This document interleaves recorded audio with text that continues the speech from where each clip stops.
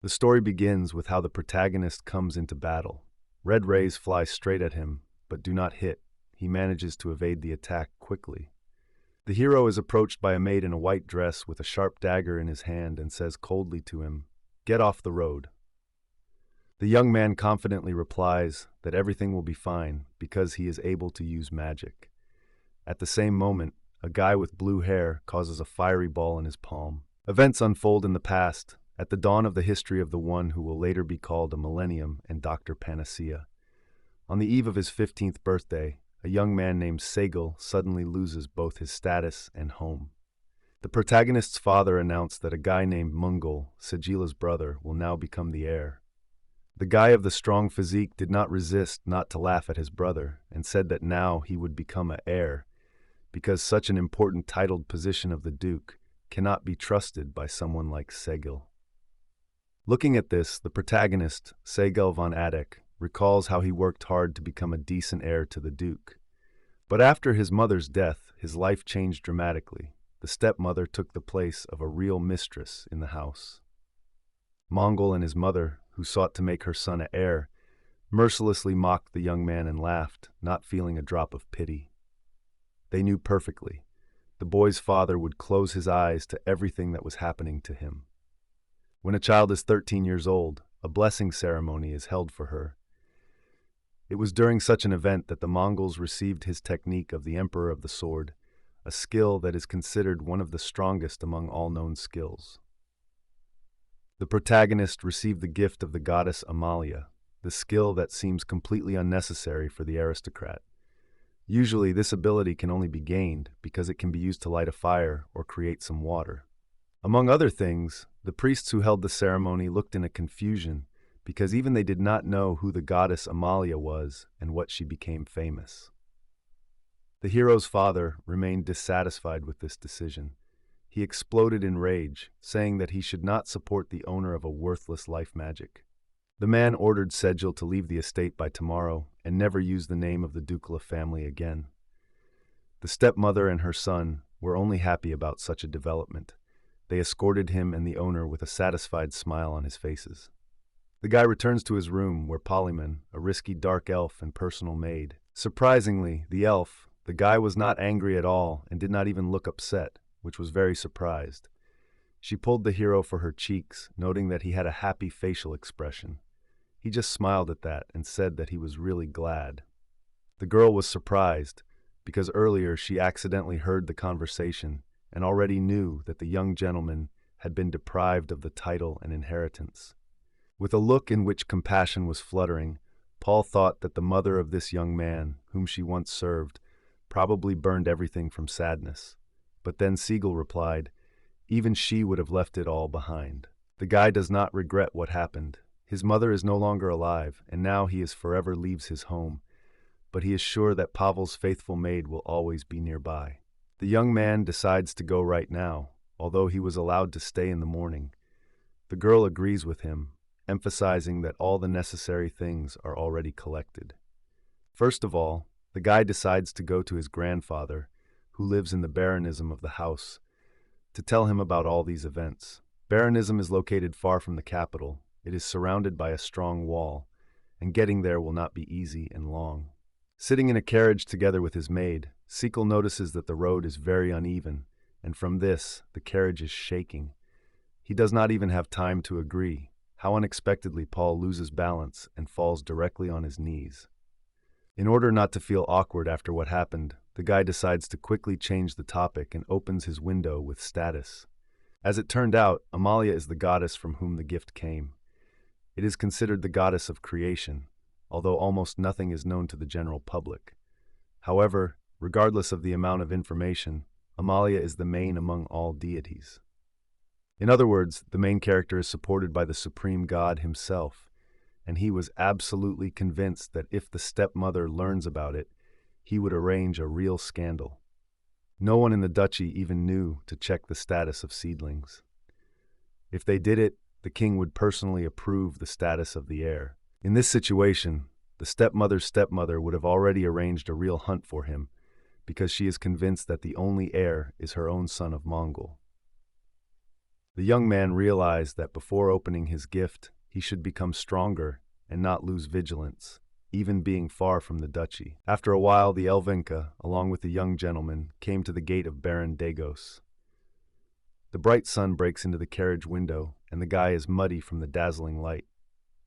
The young man looked at the huge wall that rose before him and understood that even the king's army would hardly overcome such an obstacle.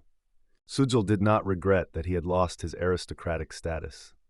After all, he remained one secret trump card. He preserved memories of his past life. In the last life, the young man was called the Sage, and in the past, a great sage. He always dressed in white robes and held a wooden stick. Returning his memories, the guy first decided what he failed to do in his previous lives, to see the whole wide world. I understood that he still understood in this world, but in his gaze clearly read the unbreakable determination and a fervent desire to discover the unknown. Sago realized that if he wanted to go on a journey and no longer be afraid of his life, he needs to become stronger than he is now. When the carriage stopped at the entrance to the house, the door opened and the guy came out. He heard a familiar voice, that he said that many years had passed since their last meeting. Raising his head, he meets the look of a man in a black furniture. The young man nods, confirming, yes, it was really a long time ago. Roxwell, the so-called owner, led the guests into the house. He expected Sagal with his friend to come a little earlier. Going to one of the door, Roxwell does not hurry to open at once. He first knocks several times, attracting attention, and the boys closely watch his movements. When you allow you to enter, the man leads the boy to the threshold. A man with gathered hair and dressed in a jacket and long pants stands by a panoramic window. Grandpa, Baron of India Digo, notices his grandson and looks at him with a cunning smile. The most amazing thing is that the man immediately rushes to his girlfriend, trying to hug her, but she remains cold and unwavering. She strongly repels his arms, hitting his head so that she falls on the floor. Watching what is happening, the guy crosses his hands on his chest and says he was kicked out of the Duke's family. But it seems that my grandfather is not particularly concerned about it. He replies that it is now more important to him because he has never received reciprocity. The elf remains dissatisfied with such a response and calls the grandfather light-hearted. The young gentleman looks at the owner lying on the floor. It is difficult for him to believe that it is this person who controls the largest kingdom trade company. It turned out that the Baron was already aware of the exile of the young man from the kingdom, and it was when the goal was already going to go, Dag stopped him, saying that he could finally talk to his charming grandson. But there is one condition. Grandpa agrees to listen to her grandson only if there is Powell nearby. The guy sighs hard in response to that. A grandmother with a tray in her hands comes to the room. She says her grandfather was very waiting for his arrival and asks to be a little bit with him to make him a company. The young man cannot refuse her. He smiles when he saw his grandmother and agrees to live in their home for a while. Sitting in the living room with the maid, the guy tells her everything that happened. When he finishes, his grandparents listen carefully and do not hide their surprise because of such unusual events. The Baron looked carefully at his grandson and asked what he was going to do next. The guy confidently replied that he wanted to work in a clinic in the capital and still dreamed of becoming an adventurer to gain strength and experience. The man understands why the guy seeks to become an adventure seeker, but he is wondering why he is also working in the clinic. Smiling calmly, the guy replies, "This place is perfect for training magic, because true art is different from how the majority imagines it. Sayakal is also able to use attacker magic, but supporting spells in it are much stronger and help to increase the level of skills faster. Its unique ability allows you to use any magic according to what it needs right now." The young man says he will go on a journey as soon as he seeks to see the world. His words are very surprised by his grandparents, 53. But the grandmother is very surprised, because in her eyes all the boys are the same, and the Baron is upset because QD Pao continues to follow him. Grandma does not like it, and she cries angrily at her grandson, even in her stomach. The man does not expect such a powerful blow, so he falls on the floor under the surprised and stunned views of the boys. Rima quietly continues its speech, not paying attention to the fact that it lies without a sensation on the floor. She is sure that the guy can live as his soul desires, and the same goes for his friend. The affected guy nods and agrees with the woman. Usually Pal is very sarcastic in dealing with everyone, but he behaves differently with her grandmother Sale. With her, an elf is always polite and polite. The young man believes that it is a wide world view with a grandmother and a good smile that always illuminates her face. The plot is transferred to the capital where the hero meets Johnson, the owner of a shop operating under the patronage of Balgigo. The puzzled man again turns to Sagal, asking whether he really wants to rent a separate house at such a low price. The young man nods and explains that he is looking for a house as close as possible to the slums, in areas where ordinary people live. After that, he asks whether Johnson has this opportunity, and carefully monitors the older man who looks at him thoughtfully. Johnson mentions one of the possible locations that is right at the border, but there are some difficulties, and it's not just about the bad reputation of this place. Paul Maris invisibly sneaks to the hero from the back and does not allow him to finish the phrase. She whispers quietly that it is the estate of the Manisha family, scaring the boy. He shudders with surprise and shouts loudly from fear. Sagal and Johnson look dissatisfied with the Elfine, noticing that they almost grabbed a heart attack. But the girl calmly replies that all this time was side by side, just sat quietly and said nothing. A real altercation flared between Powell and Johnson. The man screams indignantly that he almost fell and could already be in that world, but the girl only replies with irony that he would not die so much.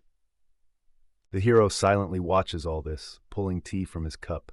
He recalls that Johnson and Powell are familiar. At first glance, it seems that they can only argue, but in fact, these two have a very warm and close relationship. Releasing her hands, these are inadvertently thought. They are still behaving in the same way as in childhood. Powell has not changed for so much time. It was the same as it was then, though it has lived for several hundred years.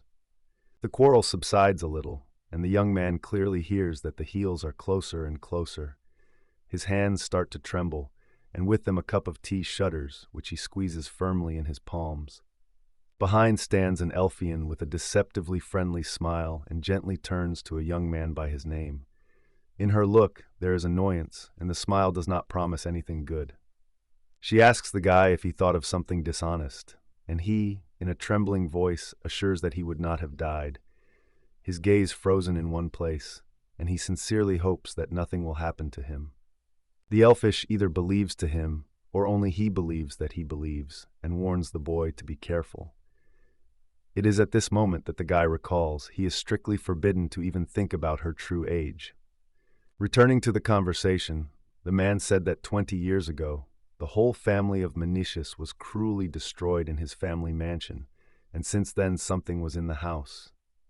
The guy is distrustful of whether the spirits really live in this house, and Johnson confidently replies that yes.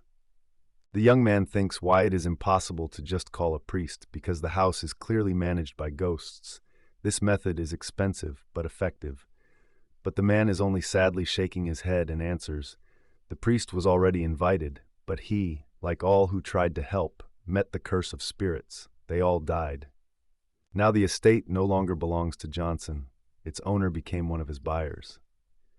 Hearing the sad history of this house, none of the potential buyers decided to sign the contract. The guy was convinced of his abilities and assured that he would easily deal with spirits. Despite all the warnings, Johnson did not stop him, because he said, because Sagala has the gift of the goddess of creation, everything must go without problems. Johnson is the right hand of great-grandfather, a person of great authority and experience.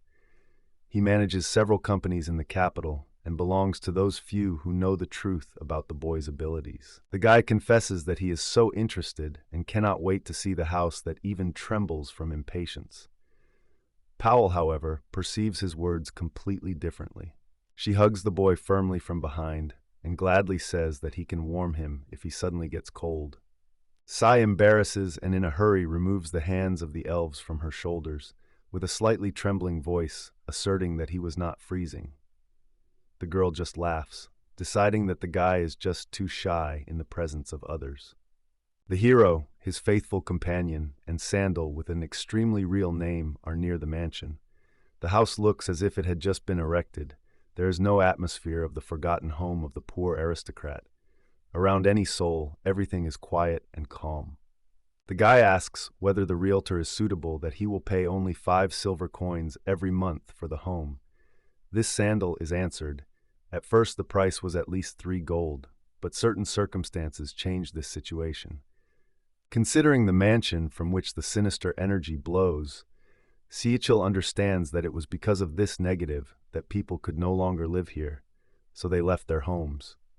Subsequently, these abandoned houses were declined and just demolished. The young man asks Sandal what he is inside this house, but he just smiles and replies that he does not know anything about it. The new moon cast a reproach look and was about to offer the realm to go inside, but suddenly he began to shake with fear. He said, frightened that in the world would not cross the threshold of this mansion in the world, asked to understand it and not to make it. Then the hero asks if he can go on, and Sandal hands stretches him a golden key. He warns that if there is some trouble, no one is responsible. If the guy understands and agrees, he can go forward. Nodding as a sign of consent, the guy inserts the key into the castle gap, returns it smoothly, and the gate is exposed. Together with his maid, he enters the inside. Suddenly, the main character feels a strong gust of wind and tumbles his eyes with his hand. At this time, Powell goes forward to protect his comrades in the event of danger. Thinking, the girl says that there is very high pressure here, and the spirit that lives in this place is incredibly powerful. She looks at the house with a cold, indifferent look. The hero was strange to hear this from the Pala, because everyone in the world knows that Pal is considered the 12th in power, and this elf states that the spirit is really very powerful. But the hero does not hesitate and decides to use the right moment to apply the magic of life.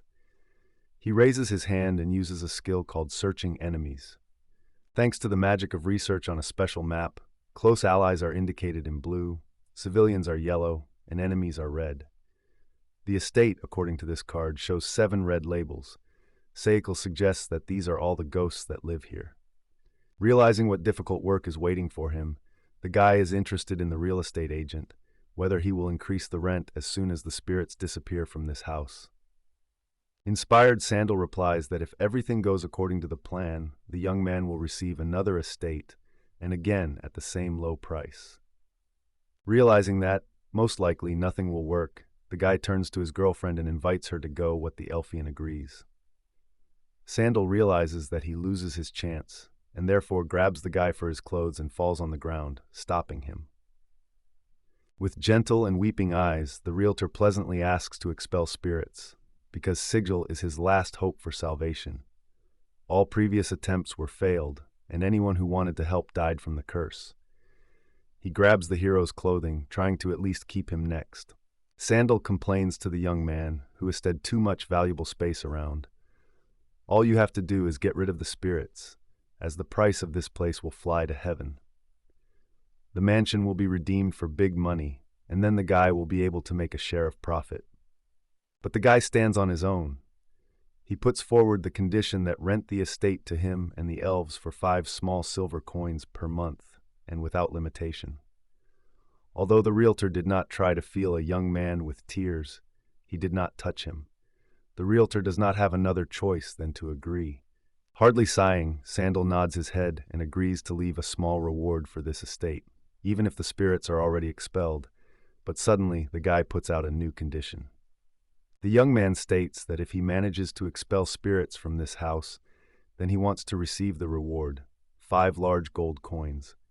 Smiling, the guy looks at the realtor, who does not hide the surprise from such a high price. Siguel was not tired of persuading the Sandals. The land near the mansion belongs to him, and if you start a business there, the profit will be at least 1,000 big gold coins. So it is better to spend 5 now and then get 1,000. However, the boy manages to reach his own, and the realtor eventually seems to be defeated. He agrees to pay 5 gold coins if the young man copes with the ghosts living in this house. Under such circumstances, the agreement is concluded. Playing at the house, the guy smiles and reminds his conditions again. At the same time, he warns that if someone violates the agreement, the curse will fall on a sandalwood. He shudders and immediately assures that he swears to comply with all the promised conditions. Last time looking back, the young man looks at Sandal, who follows Palin, who had already said about his departure, and says with a smile that he was pleased to work with them. In the courtyard of the estate, the active fountain is quietly murmured, and the bushes are neatly trimmed around. Sai removes the key from the house, carefully inserts it into the lock slit, and returns several times. The doors open, and it enters the mansion. The young man, crossing the threshold, notices that the door that has just opened looks good and apparently cost a lot of money. Looking around, the guy notices a carpet that stretches the stairs to the second floor and majestic columns. He is surprised that the decoration of this estate is not inferior to the Duke's home. Suddenly, the front door is closed with a loud roar, forcing the hero and his friend to shudder. Candles in the house are instantly faded, and a cold, piercing breath is fed with the body, leaving behind a small shurg of ants. The otherworldly voice which speaks of hatred. The young man and the elf rotate quickly, trying to understand where this sound comes from and to whom the mysterious voice belongs. From the darkness, a cry suddenly sounds, and the hero is rapidly attacked. The stranger shouts that he wants to kill new owners of this house. The hero has time to avoid a blow. He sharply bounces sideways and remains intact without any scratch. At the same moment, the maid raises the division of her dress, gets the blade hidden on the hips, and calmly asks the young owner to move away. In her gaze, fearless determination is read. The girl is ready to protect the boy who serves, even if she has to give his own life. Having pulled her blades, the Elfian reflects every blow to an unknown creature, not even allowing her to get closer to a young owner. Her gaze is concentrated, the determination burns in it, and her hands are firmly squeezed by cold steel. And while the girl is desperately beats, complaining that there are too many enemies, the guy stands away and sustainably admired the elfy thighs, considering them a real eye decoration. He smiles shy, raises his finger up, and begins to evaluate the girl, although the moment is quite unsuccessful for this. Powell rotates and asks whether she is wounded, but he replies that everything is fine with him. Then the girl is wondering if the boy has a plan. The guy says he has a plan for this situation. Let him not be the most sophisticated. He asks the elf to simply watch him, and he decisively puts his hand forward, preparing to cause a spell that can help them. The guy evokes the ability called Holy Barrier Sphere. The rays of light break from its palm, instantly covering the space around. Bright light gradually turns into real walls that envelop the entire estate, both from the outside and from the inside. They form a strange shape of a large star, which is especially clear when looking from above. Pal is surprised to look at the young owner and lays his weapon. PSI creates a sacred barrier. It is not simple magic, because it belongs to the section of higher witchcraft. But even for a moment the girl did not doubt neither the young man nor in his abilities. Even before the guy received his divine gift, he could already use spells, relying on knowledge of past lives. But before he was not able to perform such powerful magic as it is now. Now he has a true large-scale spell. When a barrier is formed, the young man uses a new capacity called compression. At the same moment, the perfume wrapped in dark capes with large hoods break into the cry. Their bodies are tightly entangled with strong metal chains that give them neither escape nor attack. And the bone ghosts, aware of hopelessness, are forced to agree to their defeat. Together with Powell, the guy carefully examines all the captured skeletons and concludes that according to the legends about the spirits, real monsters were hiding. It turns out that 6 mighty ghosts and 1 face gathered here. The young man suggests that all the monsters were tied to one place, a mansion, which is why they could not get out of there. Fortunately, they did not fly the city and did not destroy civilians. In response to all the arguments, the monster persistently demand one thing, to release them to freedom.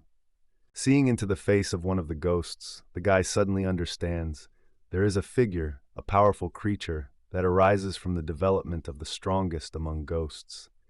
Now everything came into place. It became obvious to him how these monsters were able to overcome a simple priest.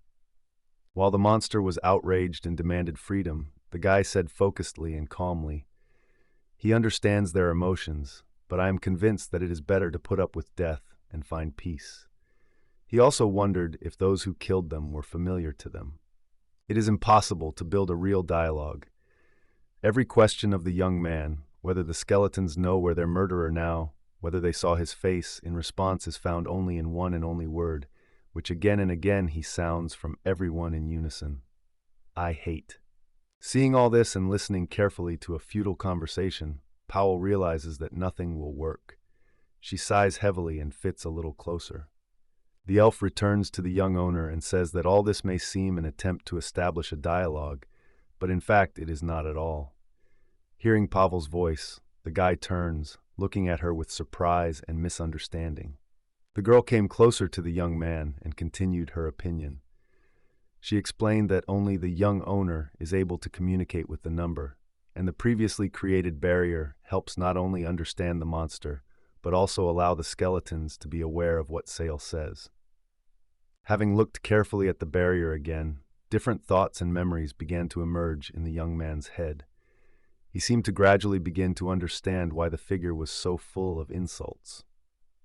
The guy immediately remembers his stepmother and his brother, who all the time laughing at him while the PSI lived in the duchy estate. Before his eyes, the father, who expelled him from his home, deprived everything and did not even worry about the fate of his own son. Finally, having come out of his reflection, the guy returns to his companion and suggests that the Count most likely seeks revenge to the one who killed him, as well as everyone else. However, he confesses, has no idea where this killer can now be. The figure leans forward as far as shackles allow for each motion. He says something, but only Sequel understands these words. The young man lifts his eyebrows in surprise, and the elf again asks what he managed to find out. It turned out that, instead of such a shameful death, it was better to obey the boy, provided that he would help to find the perpetrators of his murder and punish them with him. In response, the guy denied. They say, this murder happened 20 years ago, and no one gives a guarantee that he can find the guilty. However, despite all this, the figure makes it clear that it still agrees to such conditions. It puts the boy in an extremely uncomfortable and even no situation, because he does not imagine where to start the search for criminals who attacked 20 years ago. Mike assures that he remembers the attacker's face well and that all those involved in the incident can be found. But SI responds without enthusiasm. Yet, in the 20 years, people could change greatly, and most likely they no longer look like once. In addition, there is too little information to find the guilty. The elf Paulus joins the conversation again. She believes that if it is not possible to find the perpetrators of this event, or if the guy does not want to spend a lot of time on the investigation, then you can simply tame the monster, and this does not interfere with anything. Having reached out even closer, the girl continued to speak. And the elf, meanwhile, thought, even if the souls who were locked in this estate, they will once be released, they are unlikely to find true peace. With a slight sadness in the eyes of Pao, says that it is best to give them at least a crumb of hope. She no longer treats the monsters, and even, on the contrary, begins to understand their motives. Sayul agrees with the girl. Her words seem quite intelligent to him. After all, the number has accumulated so much of everything, many thoughts, negative emotions. Suddenly, his reflection interrupts the quiet funny of the maid. Looking at the elven, the young man finally understands why she is so generous. It turns out that the girl has her own idea. Pal thinks that if you serve as a young owner, then she will have more opportunity to see say. Gathering all his courage, the guy clenched his fists and agreed to the conditions of the face. He immediately warned that he was not sure whether he would be able to take revenge on the restless souls, but promised to do everything that would be in his power. The guy raises his hand up, preparing to impose a spell and conquer the lich. A bright light suddenly flashes out of his palm. The rays also illuminate the monster, closed in the barrier, and cover the entire area of the estate with light. A pillar of light breaks out of the windows. Brightness is that you have to droop your eyes. The events are delayed for a while. The young man leans to the open window and watches as in the fountain the water falls down and diverges in small waves. Suddenly, Seigel hears the knock on the door of his room. Without rotation, it allows you to go unexpectedly inside. A man in black, dark pants, and a light shirt opens the door. Going, he apologizes for suddenly appearing in the room. Worshipping, the guy turns to a young gentleman and, smiling, reports that the breakfast is ready and you can descend to the dining room. The guy thanks him the same sincere smile and is already going to follow. It turns out that this young man named Eric Manicius is the same face that the guy was tamed earlier. It was he who built all this huge mansion. After the conquest of the subjugation, the soldiers turned into a creature from the race of medicines and took the human form. Thinking about everything that has happened, C follows this guy to the massive closed door leading to the dining room. The guy heard the history of the owner of the mansion from the first mouth. It turned out that Soldrich was a merchant, and 20 years ago his whole family was killed by servants who rebelled. He remembered the names and faces of all criminals well, but it is unlikely that now, after so many years, he would be able to recognize them. Sitting at the table, Eric carefully moves the chair on which the guy sits closer to himself. Next to him, a little girl named Artemis decomposes cutlery. The young man calmly watches their actions, getting a napkin. The elf, holding the eyeliner or hands, immediately begins to explain to the girl how to place table appliances. The fork should lie on the left, and all the appliances are only asked when the young gentleman will ask for it. The little girl looked a little confused and apologized to the young man, contacting him, Mr. Sai. It was evident that she was worried about her mistake, but the Segil did not quarrel it because he did not consider it to be something serious. It turned out that this girl was a soldier's daughter, and her name was Artemis. She was once a powerful ghost, but eventually turned into a doll. The girl smiled shyly and gleamed slightly, looking closely at Segil. The guy is convinced that there were no forgiveness to those servants who killed a child 20 years ago. Their insult to a soldier does not justify the murder of the baby. Smiling gently, the guy says that nothing wrong has happened and advises the girl to remember how to act properly next time. Eric from Artemis is busy in the kitchen. They pour tea and change household appliances. At first, the young man intended to tame only the lich, but it turned out that the girl was integrally related. They are one whole, so they had to accept both. Other ghosts were not able to acquire human likeness, but after the hero has tamed them, they can safely leave this world. Now the curse is removed. Mitch and a little girl can finally live in a quiet way. Rumors of the spirits have subsided for a long time, and life near the estate again gained momentum. Sandal said that he intends to buy all the surrounding lands while they can still be purchased at a low price. In every business and in everything, he seeks benefits, and above all, according to Saya, it is in favor of himself. The rest of the landowners do not even suspect that the guy will be able to conquer the spirits. As soon as the guy was eating his dinner, the voice of the soldier behind his back, he turned, called him Lord, and wondered what he was going to do today. Now the guy decided to give up his former name and everything that connected him with his family. Now his name is simply without any additional words. Thinking about his plans, the guy gets up and addresses everyone who is in the room. The young man instructs the soldier to supervise the estate and be responsible for his safety. The soldier nods briefly, showing that he realized what task was awaiting him. Powell has collected her belongings and preparing to go with the young master. After all, now, when it has both housing and servants, it can go into the world and open its own clinic. The events are transferred to the capital, where Pale and Pale open their clinic in the same house as in the city. The elf sits on a chair and looks into the ceiling thoughtfully. Silence prevails around. Nothing happens, no one goes, residents of the city do not need help. This inactivity becomes boring because it cannot find a lesson. Meanwhile, the guy appeared with Johnson, already knowing about all the latest events. Earlier, he visited the Adventurers Guild and enrolled, but since he was still a newcomer, no one wanted to take him under his wing or teach him. Cheese constantly expresses his dissatisfaction with a man who listens carefully. The guy turns to the old man and asks if he seems too much. Johnson turns to the young man, calling him an old name, but he immediately interrupts and corrects it, not even letting finish the phrase.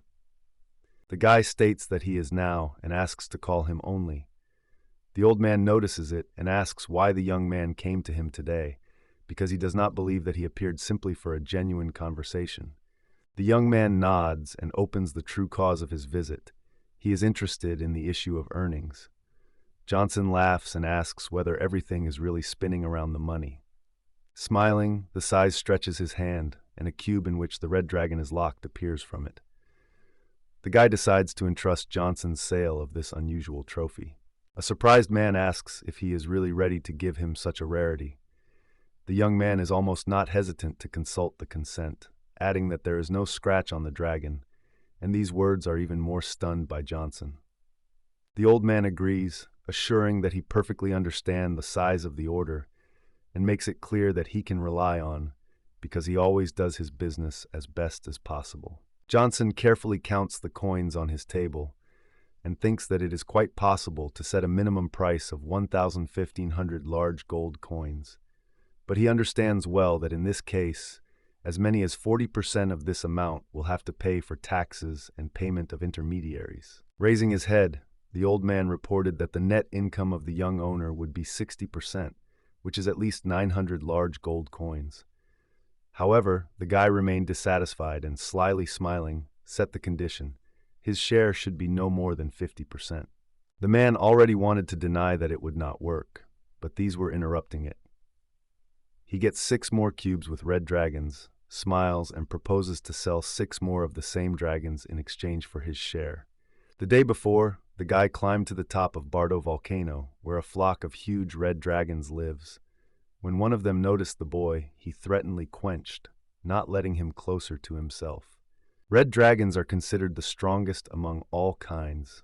They are able to destroy a small country only in a moment, so no one dared to challenge them. The dragons themselves were well aware of it, so they decided to settle high in the mountains, keeping away from all.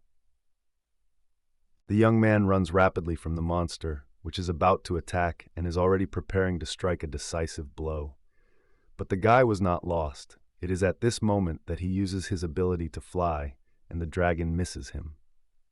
With his relief, he acknowledges that he did not expect anything else than the monster who wears the title of the strongest among his own. After all, such a creature would definitely not appear here just. The guy realizes that they have parted with Powell in different ways on the slope of the mountain.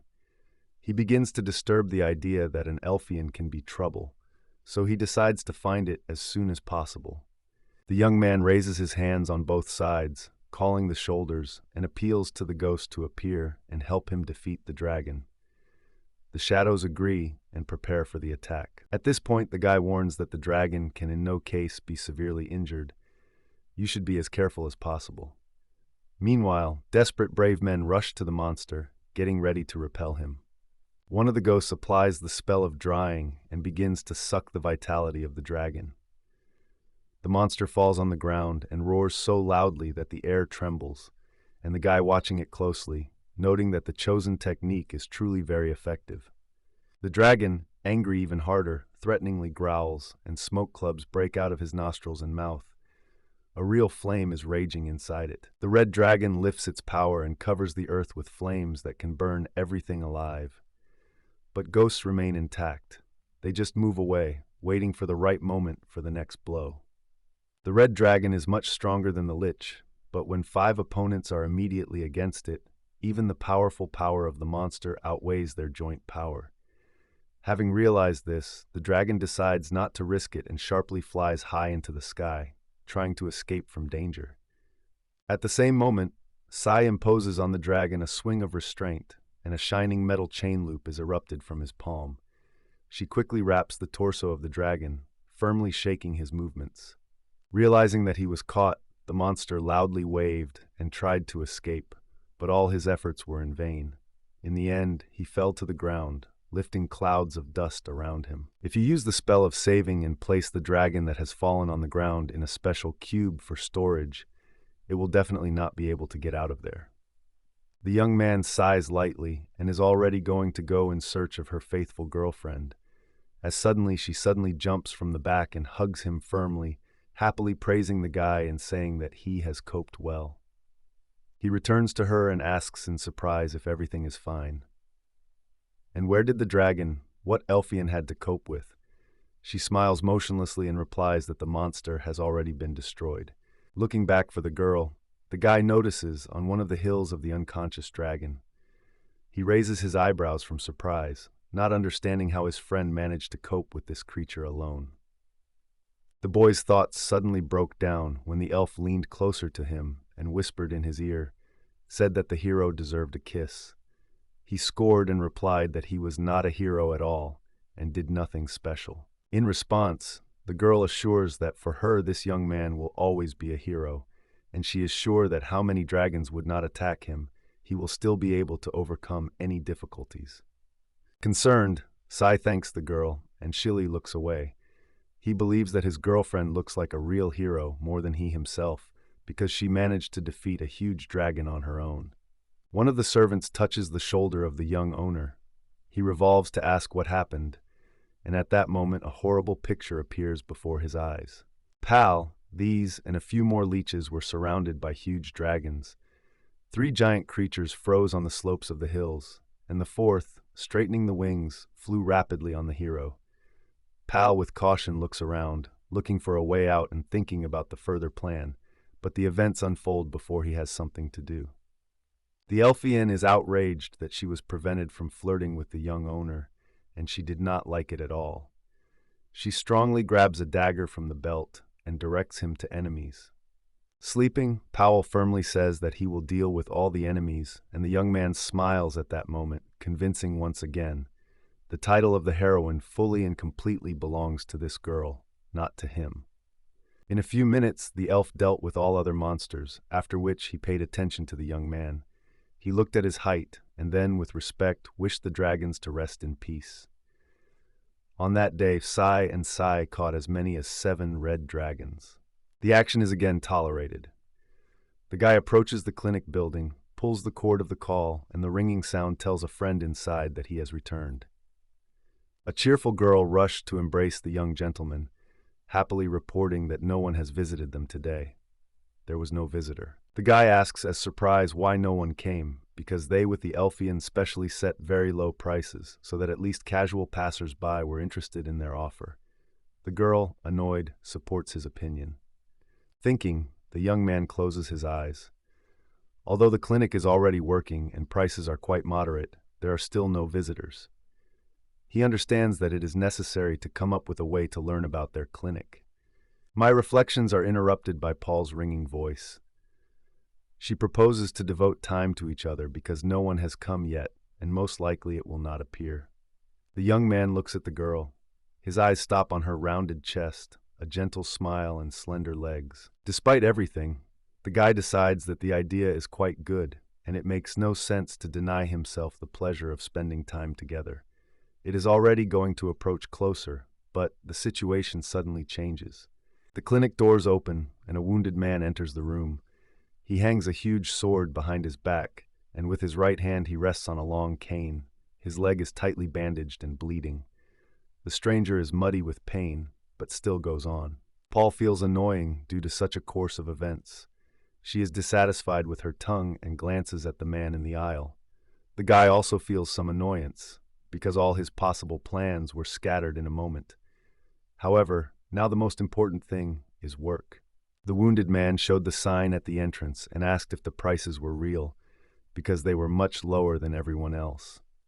Pal, sitting behind a stable administrator, calmly explains, treatment for 4th-grade citizens costs 5 large copper. For 3rd-grade people, the price is 2 small silver coins, but first you need to show your identity certificate. The surprised man notes that the prices here are really low, because the services of priests are usually 50 times more expensive, and if not lucky, they can invite 500 times more. But the young man is calm, because he knows that this clinic is always quality service and honest prices. With a smile, Mr. Joyce meets the first client to come to the clinic. Pal looks carefully at the identity and clarifies whether a stranger is an adventurer. If so, treatment for him will cost 2 small silver coins. Hearing this, the guy was surprised because his first client was a real adventurer. Looking closer, he noticed the tied leg and armor. He led the adventurer on a chair and carefully soaked his bandages to examine the wound. He immediately noticed that this man was all in bandages, not only on the damaged area. The views of the elephant and his comrades stopped at this unexpected spectacle. They were frankly surprised.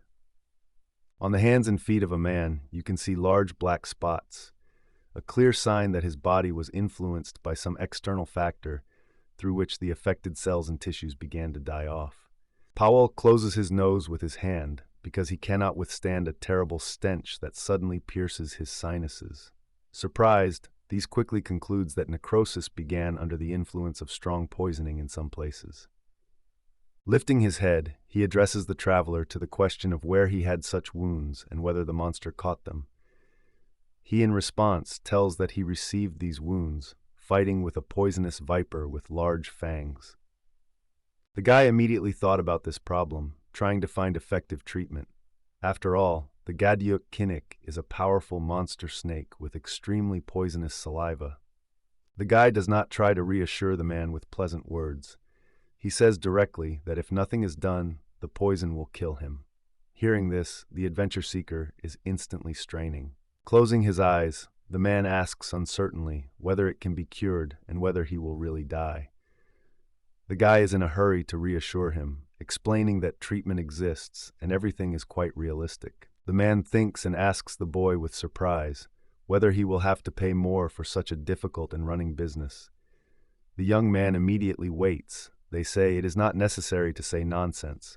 There is nothing complicated here, and to take extra money there is no point. Sai raises his hand and asks him to remain stationary until he applies his ability to analyze. The rays of light are pulled out of its palm, surrounding the damaged areas of the body. A man lifts his eyebrows with surprise and involuntarily because magic raises it high up. Bright rays envelop his whole body. The guy looks carefully and studies the information he received through his skills. It turns out that the adventure has 12 areas of the body affected by poison. Thoroughly inspecting the traveler who looks around in surprise, SI notices. In 3 places there are small wounds. In 5 sections of the tissue have already begun to die, and 4 more. The schedule went so far that the bones were exposed. He decides to get rid of poison first. The guy applies his palm to the wounded leg, speaks the spell of cleaning and healing. Small fractures, particles penetrate inside the wound, and within a moment the leg ceases to be as dark as before. The man watches the actions of others closely and, slightly trembling, in a quiet voice that the pain that tormented him so much time has finally disappeared. The further spell is called regeneration. Magic slices penetrate into wounds, the rays disappear, and in a moment there is no scratch on the body of the adventurer. The cells of his body return to their previous healthy condition. The young guy wipes sweat from his forehead, sighs reliefly, and inspects his result carefully. Satisfied, treatment is complete. The poison is now completely removed from the body. The adventurer breaks out of the chair without being surprised and asks whether there are really no scars. He tries to move his feet, shakes them lightly, and realizes that he can move again without any restrictions. Sewing in his voice appeals to him so that he no longer gets involved in dangerous battles. He nods his head and promises that he will no longer risk the risk. The joy overwhelms him, and he thanks the young man several times to the young man several times.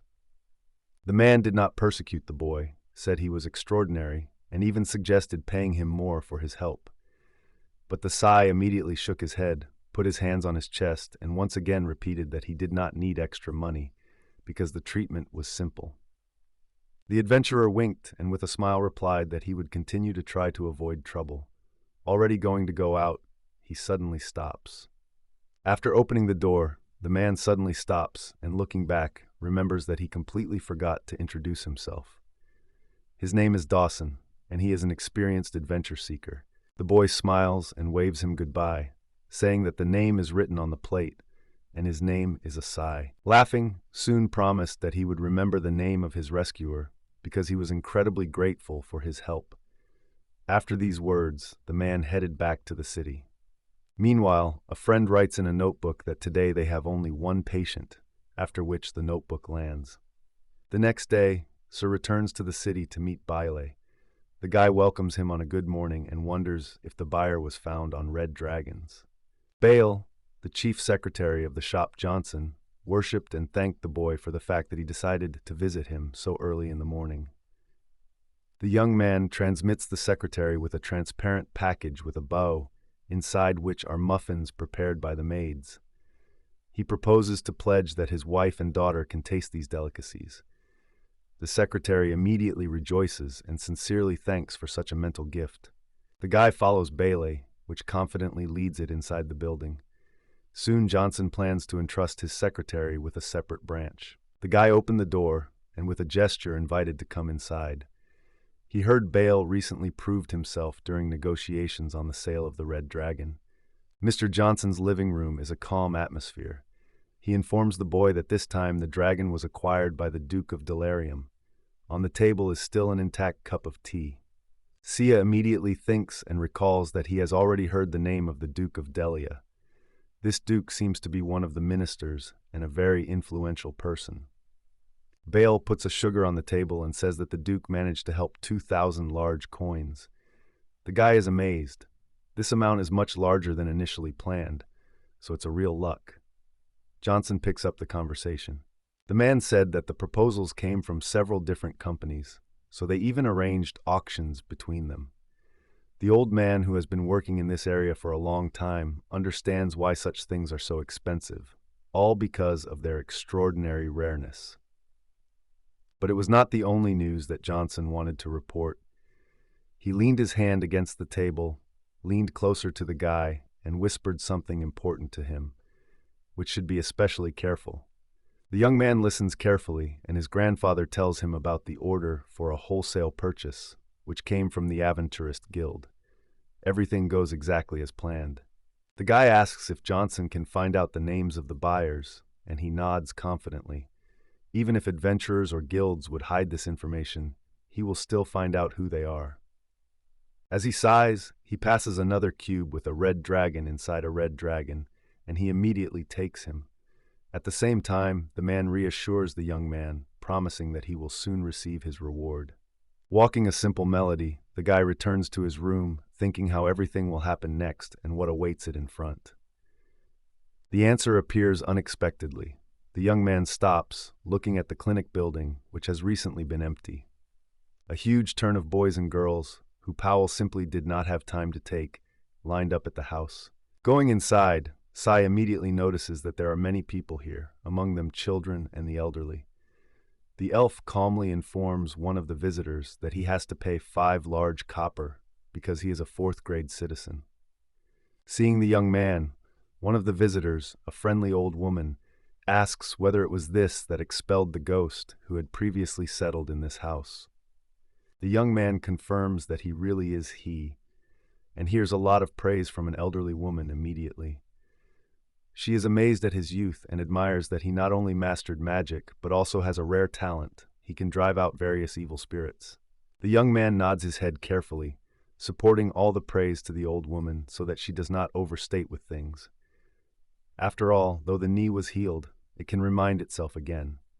In response, the woman calmly says that everything is clear. Once the old lady goes out the door, the guy immediately addresses his friend with the question of where so many visitors came from. The elf suggests that perhaps the dog, who came yesterday, told someone about their clinic. The guy laughs at the nickname Delirium, which was given by Powell, but the girl quickly translates the conversation to another topic. It turns out that the last patient with the number was 28. After that, L, having held the patient and making sure that everything is ready for the next reception, he invites another person to the office. The girl, busy with paperwork and communication with clients, is suddenly distracted, noticing through the windows a large crowd of people. Sleeping, but she does not say anything, but simply returns to her business. The young man says goodbye to a boy who cured a broken limb.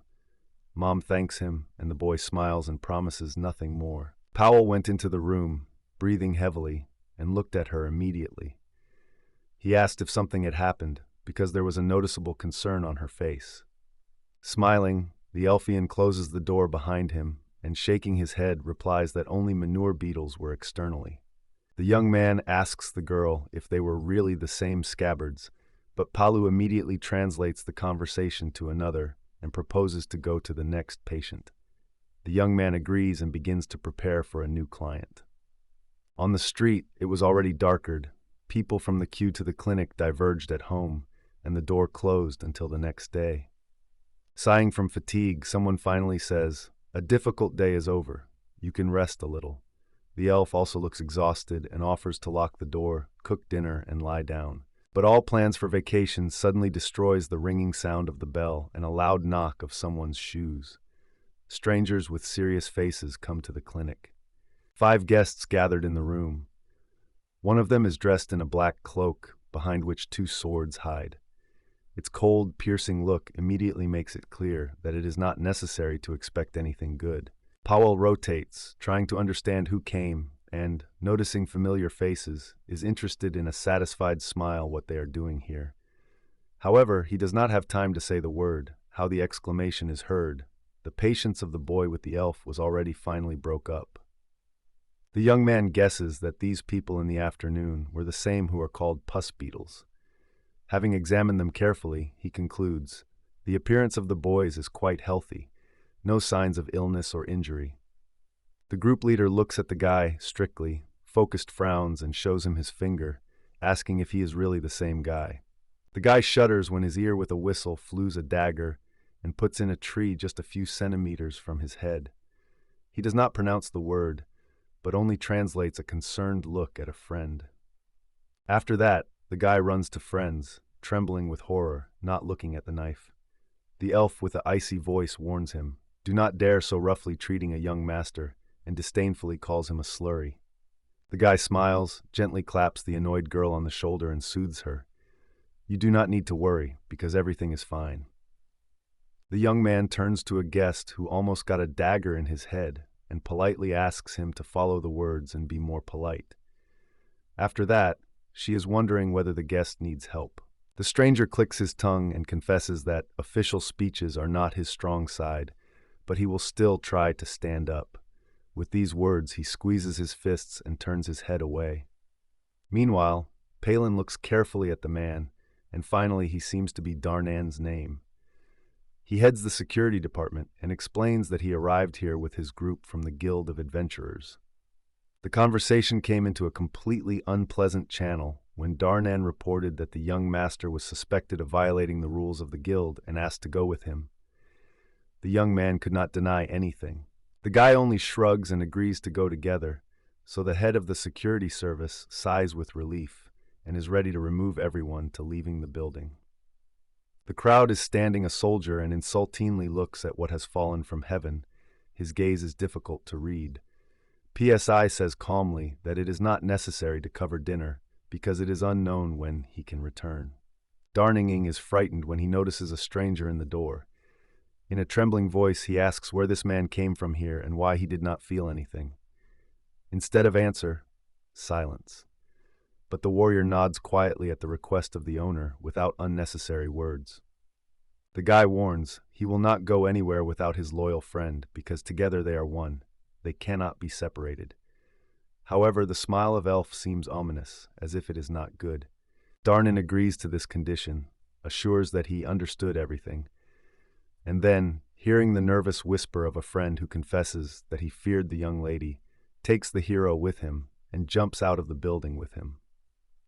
The events are transferred to the capital department of the Guild of the Kingdom of Old Dredo.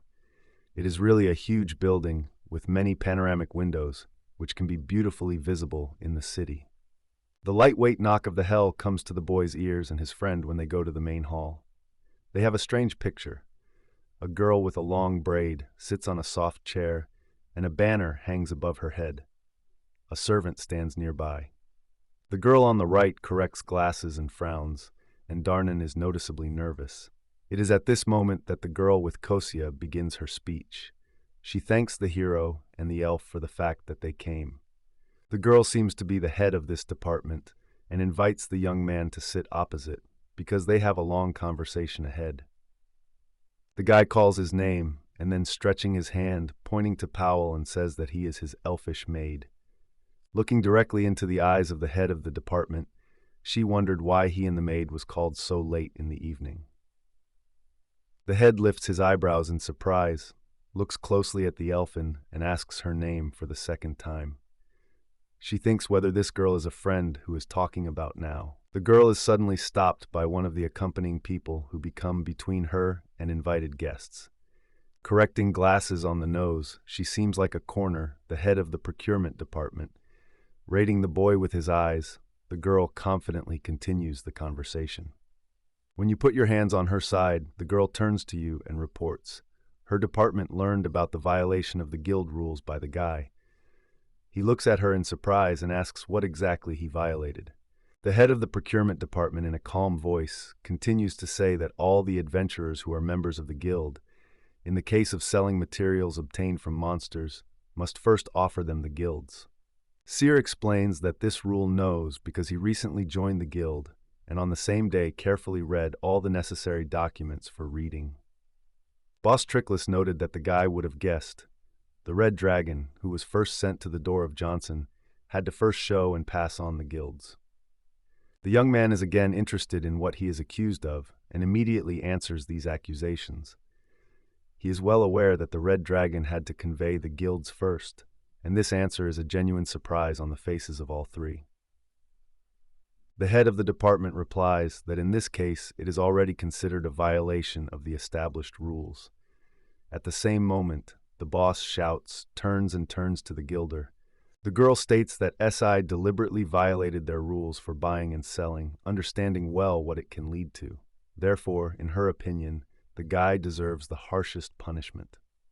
Pointing his finger on the young man, the boss shouted that he only had to give the boy to any of the visitors, but never told whom it. The head of the department suddenly rushes to the girl and grabs her hand. At the same moment, the head of the procurement department orders to immediately seize Darnan, and the manager tries to stop it, but it was too late. Everything around slowly wraps the darkness, and it becomes more difficult to breathe. Powell is preparing to rush into the battle to protect his young owner, who, sitting on a chair, does not give any emotion. Darnan breathes hard, feeling strong.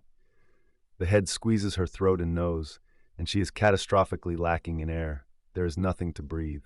The young man monitors the group from the guild, carefully assessing their size and strength, and orders his friend to act without attacks. She clasps her teeth and unreasonably pronounces that she is ready to cut his throat enemies so that they will finally silence. Returning to his faithful companion, she shook his head and said that he could do without it.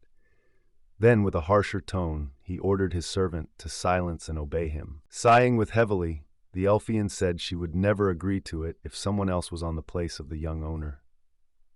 At the same moment, as soon as the pressure disappeared, the darkness in the room was scattered, giving way to bright light, and all three guys from the Guild of the Adventure took a deep breath. The head of the department cleans the throat, looks carefully at SI, and listens to his words.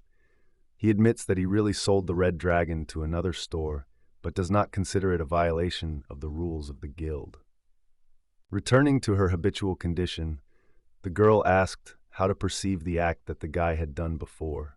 Thinking, the head delves into a tangled ball of his own thoughts. She was the first to notice that Pal was planning and tried to stop responsible for supply. Even now she tries to keep calm. The young man continues to say that he knows the rules of the guild well, so before selling a dragon to the Johnson shop, she first tried to take the task on the Red Dragon. A surprised girl looks closely at the boy, but he quietly continues the story. He was refused in the task, so he could not sell the dragon of the guild. Therefore, what happened cannot be considered a violation of the rules. In response, the head of the procurement department is dissatisfied with his tongue and knocks on the floor eagerly. They say, "All this is a complete absurdity." Guildmaster immediately rushes to reassure a girl named Rosie and assures that she will settle the situation herself, because such a passionate luck is not required at all. The head says he wants to see the truthfulness of the words and asks the young man if he remembers the name of the administrator who has previously served him in the guild. Sir confesses that she does not remember the name of this girl, only her appearance. It was low in height, with light hair, a fragile physique. It turned out that this information is enough. The head appeals to Darnan to bring someone named Elmita, and he immediately goes out to execute the order. The guy was surprised, because he did not provide any accurate information, only described the girl's appearance. It is strange to him that Guildmaster remembers the names of all his employees, but does not know what is happening inside the guild itself. Then it seems to him that the thing is not in something else, but in numbers, or in the fact that there are someone who secretly controls everything among the employees, hiding from the eyes of the Master's Guild. Rossi is clearly excited because of what is happening. She squeezes her teeth and drops of sweat appear on his forehead. Her nervousness rushes to the eye, and the guy notices it. At this point, Darnan returned to the door, and with him the same girl named Elmid. He holds her hand firmly and leads forward, squeezing his palm so that she feels his support. Meanwhile, a girl with curly curls looks around. In the corners of her eyes, tears are barely noticeable. The man is again asked if the girl was serving him in a guild. He nods confidently, confirming it. Guildmaster appeals to the Ilmit, asking if Mr. Sai is really registered as an adventurer. In a quiet voice, the girl replies that yes, this is true. The next question concerns whether she really refused to give the boys a tasks related to a red answer. It is worth noting that at this point, Elmata has significantly hesitated. But a few seconds, the girl replied that she did not remember anything and nothing like this happened. Sai and Powell were surprised, and the gaze immediately turned his gaze on the Jomid, standing at the entrance to the room. Guildmaster noted in a calm voice that the words of the guild administrator were contrary to what Mr. Sai said, but she did not have time. The head of the procurement department intervened in the conversation and said that a limit would never lie down. The girl again tries to reassure Rossi, explaining that you need to understand the situation. After all, bias to one of the parties will only distort the truth and decide nothing. Rosie is indignant with everything that is happening because the guildmaster will rather believe a stranger than his own employee. Suddenly, a loud clash of the palms is heard. Everyone is silent immediately and looks at her. Silence gradually wraps the room. The faithful companion smiled and returned to the young gentleman. All this time in her head has already matured a clear plan, how to get out of this mess. A radiant crystal appears in her hands. The elf is surprised and asks if you can already use this artifact to get all the data you need. Clicking his fingers, Sir suddenly remembered that he had completely forgotten the crystal. He really wanted to keep his memory of the day when he became an adventure seeker, so he decided to record this moment on a magic stone. A small screen appears from the crystal, and now everyone in the room has gained his gaze. Now everyone is coming back to the same day when the guy first was registered in the Adventurers Guild. Standing near the rack, he confidently calls the administrator his name and tells what gift he received. Lermita lifts a piece of paper that describes all the necessary data in detail and carefully views them several times. Before completing the registration, she asks you to get acquainted with the rules of the guild. You can go into the recreation area. However, he refuses because he has already read everything in advance, even when he stood in line. The administrator, smiling, politely thanks the guy for his care and adds that if he has any questions, he can always contact employees.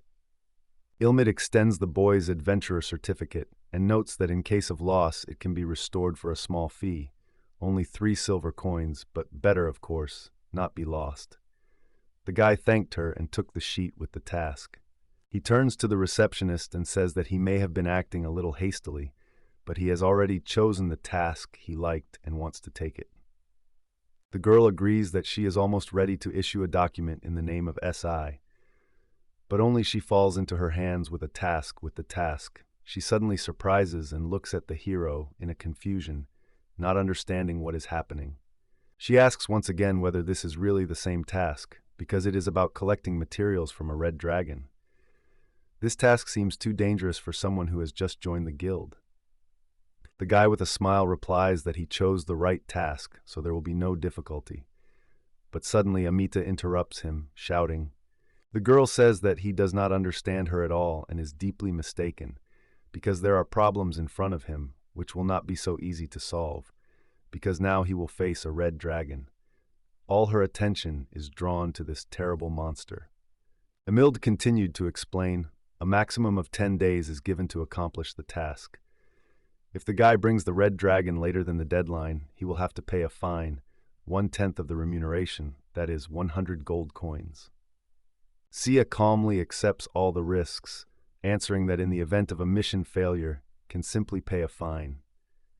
The girl does not trust him, indignantly exclaims that he has just registered in the guild, so it is impossible. The cries begin to pay attention to everyone around. People whisper and look alert in their direction. The young man asks the young man, except for the adventure seeker has the right to decide what task to choose. However, the administrator replies that there is no such opportunity. Emilde crackles with dissatisfaction and rolls his eyes, murmuring what happens every year. A newcomer appears who is convinced that he can even overcome the dragon.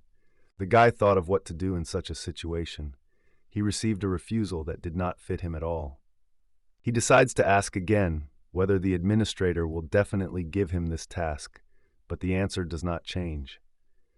The girl still refuses to entrust this case to a beginner. Singh with sadness confesses that he will not correct anything, and he will have to put up. At the same time, he sincerely thanks Emilde for her support and believes that she is fairly and wisely. The girl smiles and says that there are many different tasks with a simpler level of complexity, and if Sai is interested in something of a list for beginners, he can always turn to her. At this point, the memories preserved in the magical crystal are suddenly broken, and all in the room fade in silence, looking carefully at the frozen frame. After that, Guildmaster orders Darnan to tie the Emilde, and he nods silently and reaches the rope. At the same time, Roji covers the girl with herself, not let her touch the miles, and quickly connects her. The girl hurriedly explained that the administrator executed all her instructions, but Emilde herself is not guilty of what happened. Rosie continues the story, explaining that she ordered the girl to hide in the basement and give false testimony because she only tried to prevent another senseless death of a newcomer who took over a very difficult task. The main guild carefully watches what is happening when the girl tells that many identical adventurers die only because of their own recklessness and lack of training. Angry, the corner begins to knock on the door, shouting that in the worst case, the guild will be responsible for everything. After that, she lowers her head and is reduced from disappointment. At this point, the head of the department gets out of place. She confidently approaches SI, which is still silently watching everything that is happening. Guildmaster sincerely apologizes to the young owner and bows, confessing that the boy was drawn into the internal strife of the guild, although in fact he was absolutely nothing. The girl is no longer sure whether Emilde was indeed completely wrong, so in the future this event is being investigated more closely. Hearing this, the blonde girl hides behind the back of the head of the procurement department. Nodding got up from his seat. He noted that he was already at midnight, and complained that he was literally drawn to the guild, not even letting rest after a difficult day. Turning, the guy finally confesses to the guilds who rests with her, and wishes her success in solving all this difficult cause. Pell obediently follows his young master. Outside, a young man yawns, lazily stretches and exhales with relief. Now you can finally eat and go to bed. Paul is interested in the guy if he is satisfied with the result, and he answers with a smile. Winking, the guy adds that now the administrator really got into the mess because of his irresponsibility, but the PSI is satisfied because the most important thing he has achieved, apologized from the guild. The guy is convinced that in the future, when all the problems are solved, they will be able to negotiate on favorable conditions. 3 days later, Sion, along with his elf, returned to the guild to talk to Gilder. It turned out that the corner and Elmet are now on the probationary period, and within 3 months they will remain without wages. Another 24 people who were silent but whom everyone knew also received 3 months with a cut salary. All this is only sighing, silently nod, and listen carefully to every word. The head of the department finishes the report, announcing that he will lose his salary for 3 months, and Darn will be left without money for a whole month. The girl suddenly shows that she is not good and hurries on a chair. C rose from his place and went to the guildmaster, worried that she was getting worse. However, the girl stopped him, assured that everything was fine with her. She was just exhausted because of insomnia. She continues to explain that, because of this incident and false accusations, Mr. Sai will receive compensation. If the guy is suitable, he will pay 100 gold coins. The young man looks at the girl and thinks that for a simple unjust accusation, 100 gold coins are even too much. He did not expect such a solution. The young man continues to be silent, thinking that it is possible that the guilder wants to maintain a good relationship with someone who could cope with the red dragon. Meanwhile, Guildmaster is still waiting for the answer, not understanding whether the guy agrees to such a reward. Sai decides that if it depicts dissatisfaction, the situation will be in his favor. With these thoughts, he finally raises his head and once again asks, how much money will he get? A confused guildmaster hastily states that if the boy is not suitable, he can offer him 150 gold coins, but this is his limit. However, these do not allow him to agree. The young man squeezes his lips. I am sure that his offer will appeal to the girl even more than gold, and still decides that it would be better to soften the punishment for all workers. The head of the department, still not understanding anything, suspects that the guy is hiding something and openly talks about it, because usually no one makes such concessions. In response, the guy calmly states that if he is not trusted, you can always give up his offer and pay all 100 gold. Sai confesses that she wants to know something important, and when the girl clarifies what exactly this is, the young man begins to ask her about the estate of Manishi. Guildmaster has already heard about this house, because rumors about the expulsion of spirits from this place are spreading throughout the capital. Then the hero asks the girl again whether she knows that those spirits are actually members of the Manishi family. In response, the guildmaster says that she just guessed it because the house is family, but she did not know everything that she said before. The guy nods and recounts the words of the head of Manishi. He, like all other spirits, seeks to punish those who are guilty of their death. The head of the guild corrected his robes and replied that he was unlikely to be able to help, because he found himself in the capital after those events.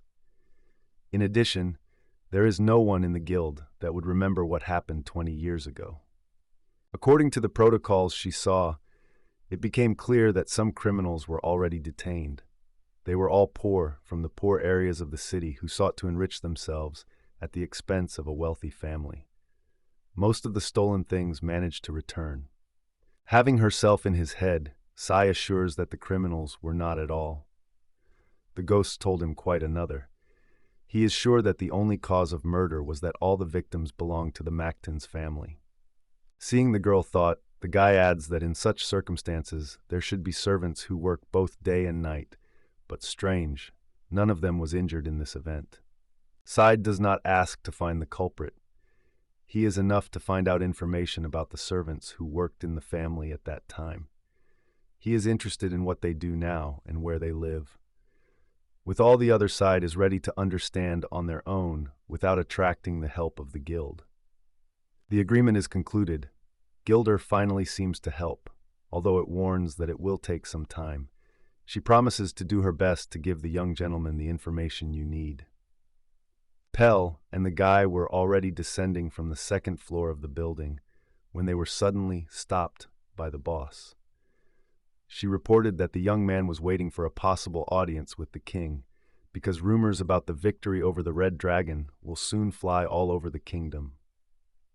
The girl asks to inform Guild immediately as soon as Hex receives an invitation from the king. He is immediately wondering why it is needed. The head of the guild responds briefly and frankly.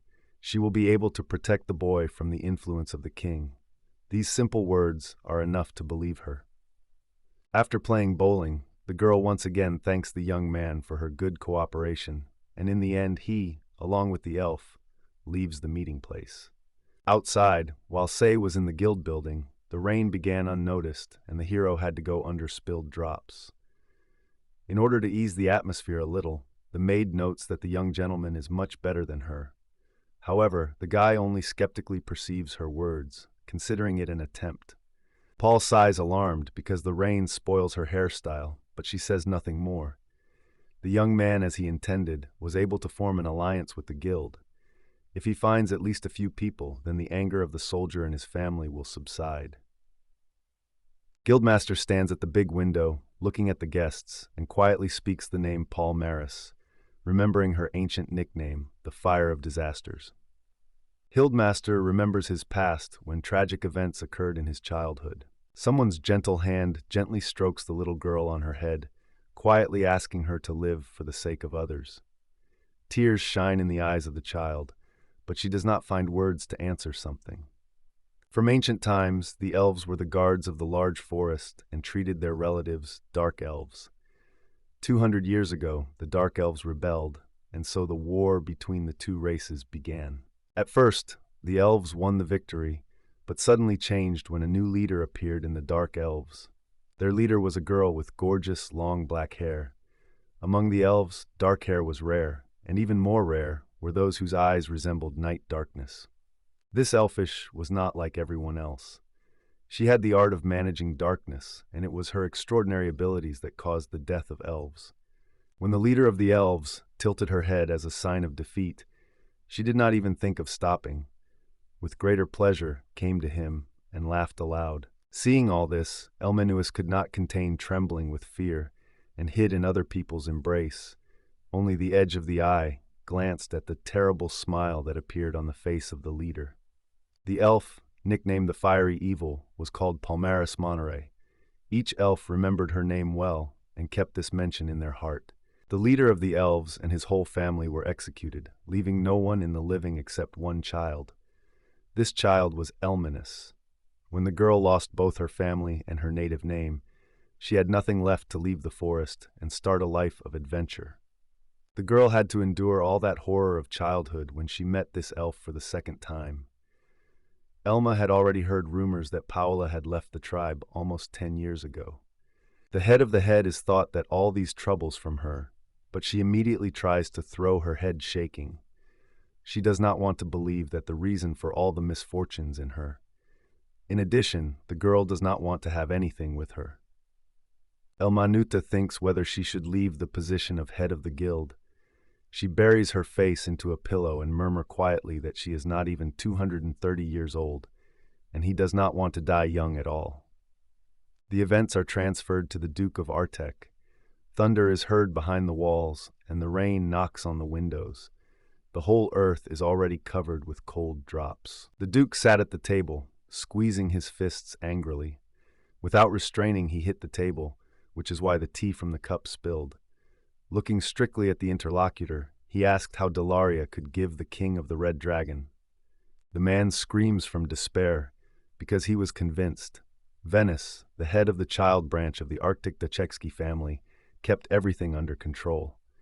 The Duke cannot understand how the situation turned like this. Count Vinis, in a black jacket and with long hair, gathered in the tail, calmly replies, which he would like to find out. He carefully asks not to pour tea anymore. Putting a mug on the table, the young Graf confesses that he really failed to buy a red dragon in the Aventurist Guild, but the whole thing is the man who hung this dragon. The Duke looks unclear eyes, crossing his arms on his chest and raising one eyebrow. The Earl sighs with relief, deciding that Ardek has not yet realized the true state of things. Calmably explaining, Venice tells that dragon was caught by Mr. Seigel, whom the Duke expelled from the city, even with no one consulting. In addition, the Earl knows that the guy sold the dragon to the Johnson shop, which is owned by Baltigo. Each new proposal of the Count is amazing the Duke, and in the end, Venice asks whether this man is familiar with the current financial state of the Duchy of Artek. In the kingdom, the aristocracy was divided into two types. The first type is the feudal aristocrats that owned their own lands. The second type is court aristocrats that did not have their own territory. All 6 dukes belonged to the court nobility and lived on a state pension. The Ardek family is famous for its financial power among other dukes. However, all these riches came from the support of Balgul. Only through the master, she planted, the granddaughter of the head of this company, did the family receive generous financial assistance. But now that Mr. Sigil has been sent out, the Ardek ducal family can no longer count on the help of Baldigo. Now the Diago Baron can even immediately demand the repayment of all borrowed money. The Duke sat with his eyes wide open, thinking about what difficult situation he got into. He did not even think about it to the words of the graph. Only now did Ardek's head begin to think about the state of his business and realize that this problem is much more serious than just a question of some red dragon. Venice continues to press on the head of the House of Artek because the consequences will affect not only the Dechagian family, but also all its branches. The graph is wondering if a man has a plan to compensate for budget losses, but Artek remains silent and does not answer anything. The young man firmly states that he will have to bring this problem to the family council. This is a special meeting where the main and side branches of the Arctic family gather together to discuss the most important issues. This order does not seek a man. He exclaims the interlocutor with indignation, asking if he really dared to threaten the owner of the house. Venice calmly replies that his words are in no way a threat. He emphasizes that the question of the expulsion of Mr. Segal is extremely important, and it is from him that the discussion at the chamber meeting should be started. The graph is angry because of everything that is happening now. He does not like that the head of the house expelled his son without consulting and not setting up the situation. It only exacerbated problems. In addition, his son killed a red dragon, and now, even this monster sold the Duke of Delirium, with whom they have barely kept. Venus rises from its place and goes to the exit. Finally, he says that if Mr. Mongold does not want to lose his position, he will have to defeat a monster, which is equal to the power of Red Dragon, as well as to prepare a plan for solving financial issues before the next Council of the Homes. Leaving a confused Duke alone with his own reflections on the consequences of his actions, the Earl confidently steps the corridors of the estate. He thinks that it should probably not be delayed and made Mr. Sedgiel's head of the family, even if he had to act. The events occur in the sun. Sai, along with their maid, enjoy the baked sandwiches, looking at the bright sun and the clouds floating in the sky. They sit near the spread blanket, resting with city noise and fuss. Powell disrupts silence and asks why the young owner of medicinal herbs if there is medicinal magic. He calmly replies that he wants to use them to create a new soap that will not irritate the skin, but will make the hair soft and prevent its brittleness. The young man thinks about how amazing the moment he is in. In front of him, a fascinating landscape opens. Fresh air is freely filled with breasts, and delicious food gives a pleasant feeling of satiety. And that's not all. A charming girl sits next to him. The young man completely forgets about the abilities of the elves, and she only modestly states that the gentleman is too flatten. The guy almost squeezed from surprise. The owner suddenly realizes that his thoughts have read the companion and decides, one must be careful even with the closest. To translate the conversation to another topic, the guy reaches out the aloe medicinal plant and explains that it will help moisturize hair and skin. The surprised girl raises the plant, examines it carefully, considering this find is a real miracle. She wants to try it as soon as possible. Paul Maris takes several such plants and appeals to the young gentleman to plant aloe next to their estate as soon as possible. In a few hours, Pal and C created a real garden together. The girl exhales heavily and rests on a shovel, which has just excavated the ground. Taking into the hands of the funnel, which stood on the porch, the guy tells that the soil had already been added to the soil with black soil and humus. However, he is convinced that if you also use manu, aloe will grow very quickly, almost like yeast. The hero extends his palm forward and imposes a mercy spell, which allows him to fill any object with holy power. After that, the elf takes the same funnel and generously water each plant. He notices that even with this new bed, they still have a lot of free land from Paul Maris for further affairs. The young man looks carefully at Aloe, hoping that she will grow up very quickly and a friend will enjoy it. La Mansion is full of life. Little Artemis Fun runs the corridor, squeezing a toy train. When the girl goes to the kitchen, she looks inside and sees there an Elfian, which prepares something in a big bowl, and next to the guy reads the newspaper. Artemis reports that she has already prepared hot tea for the young owner and the maid. The hero gladly strokes the girl on the head and thanks her, because her sincere smile takes away all the fatigue. like sunlight after a hard day. Powell does not like it. She notes that Artemis is still a baby, but the boy does not care. The main thing for him is that the girl is very sweet.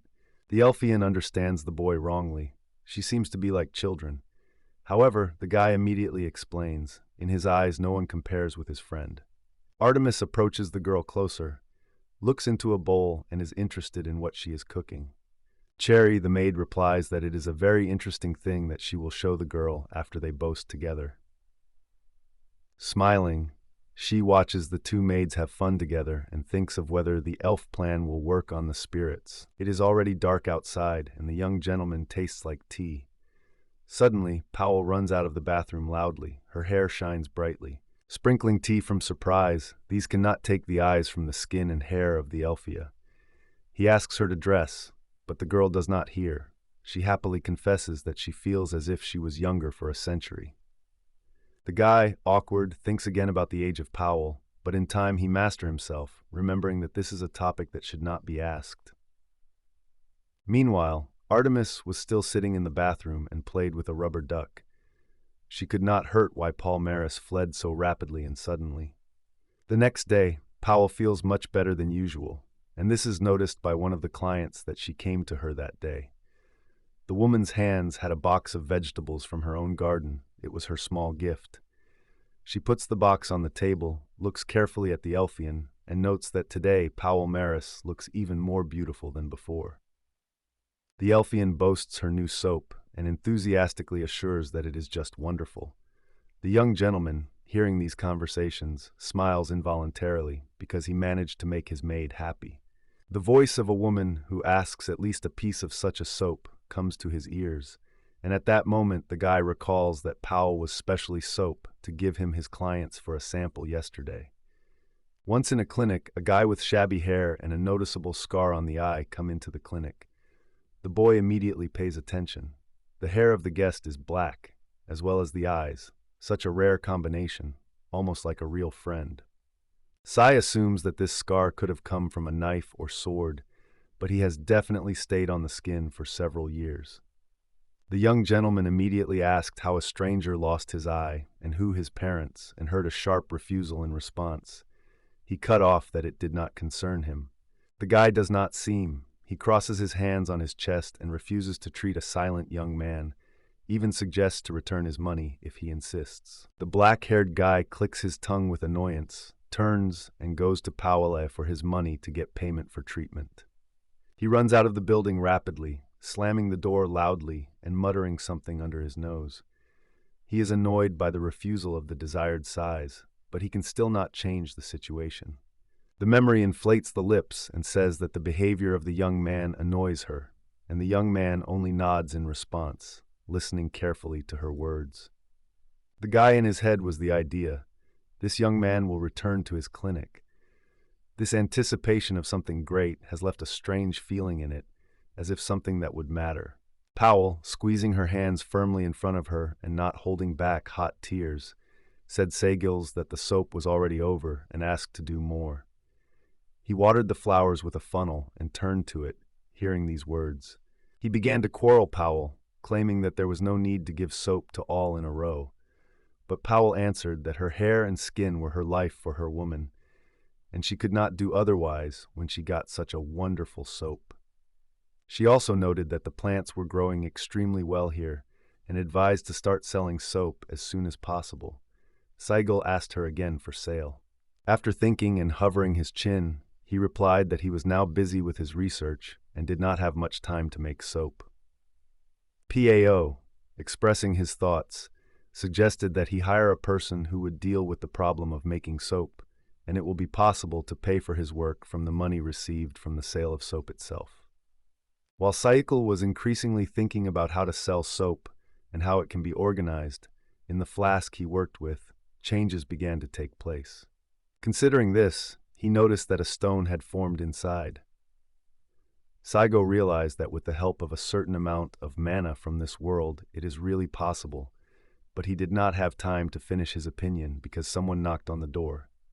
The warrior apologized for the inconvenience and reported that the royal messenger had arrived at the castle, asking whether it could be dropped inside. Siaiga lifted his head from work and returned to the door. Then he clarified the soldier if the royal envoy really came. Subsequently, everyone gathered in a large hall. The messenger of the king, comfortably reset in his chair, said that he understands how busy the person is planted. He sat opposite and wondered what case the ghost came to. The messenger thanked the hospitality and reported that the king had recently lifted the red dragon, which was previously destroyed by Exile.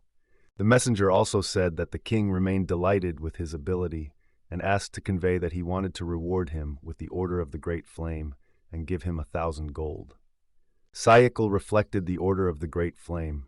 This is the second order of the order, and such as he is only 5. For his post, this is the highest award he can deserve. Once a guildmaster said he could be invited, but Sayekal was surprised. He also wants to give an order. He said that the destruction of the red dragon apparently had a much greater impact than he expected himself. The messenger interrupted his reflections and clarified whether he could count on his consent. Sayekal nodded and answered in the affirmative, asking him to convey to the king he agreed. Subsequently, they said goodbye to the envoy. Sagi looked in silence, and in his thoughts flashed, this order could angry the duke's family against him. That is why he decided to visit his grandmother immediately as soon as he received his order. The warrior leaned and whispered in his ear more, from which a shadow appeared on his face.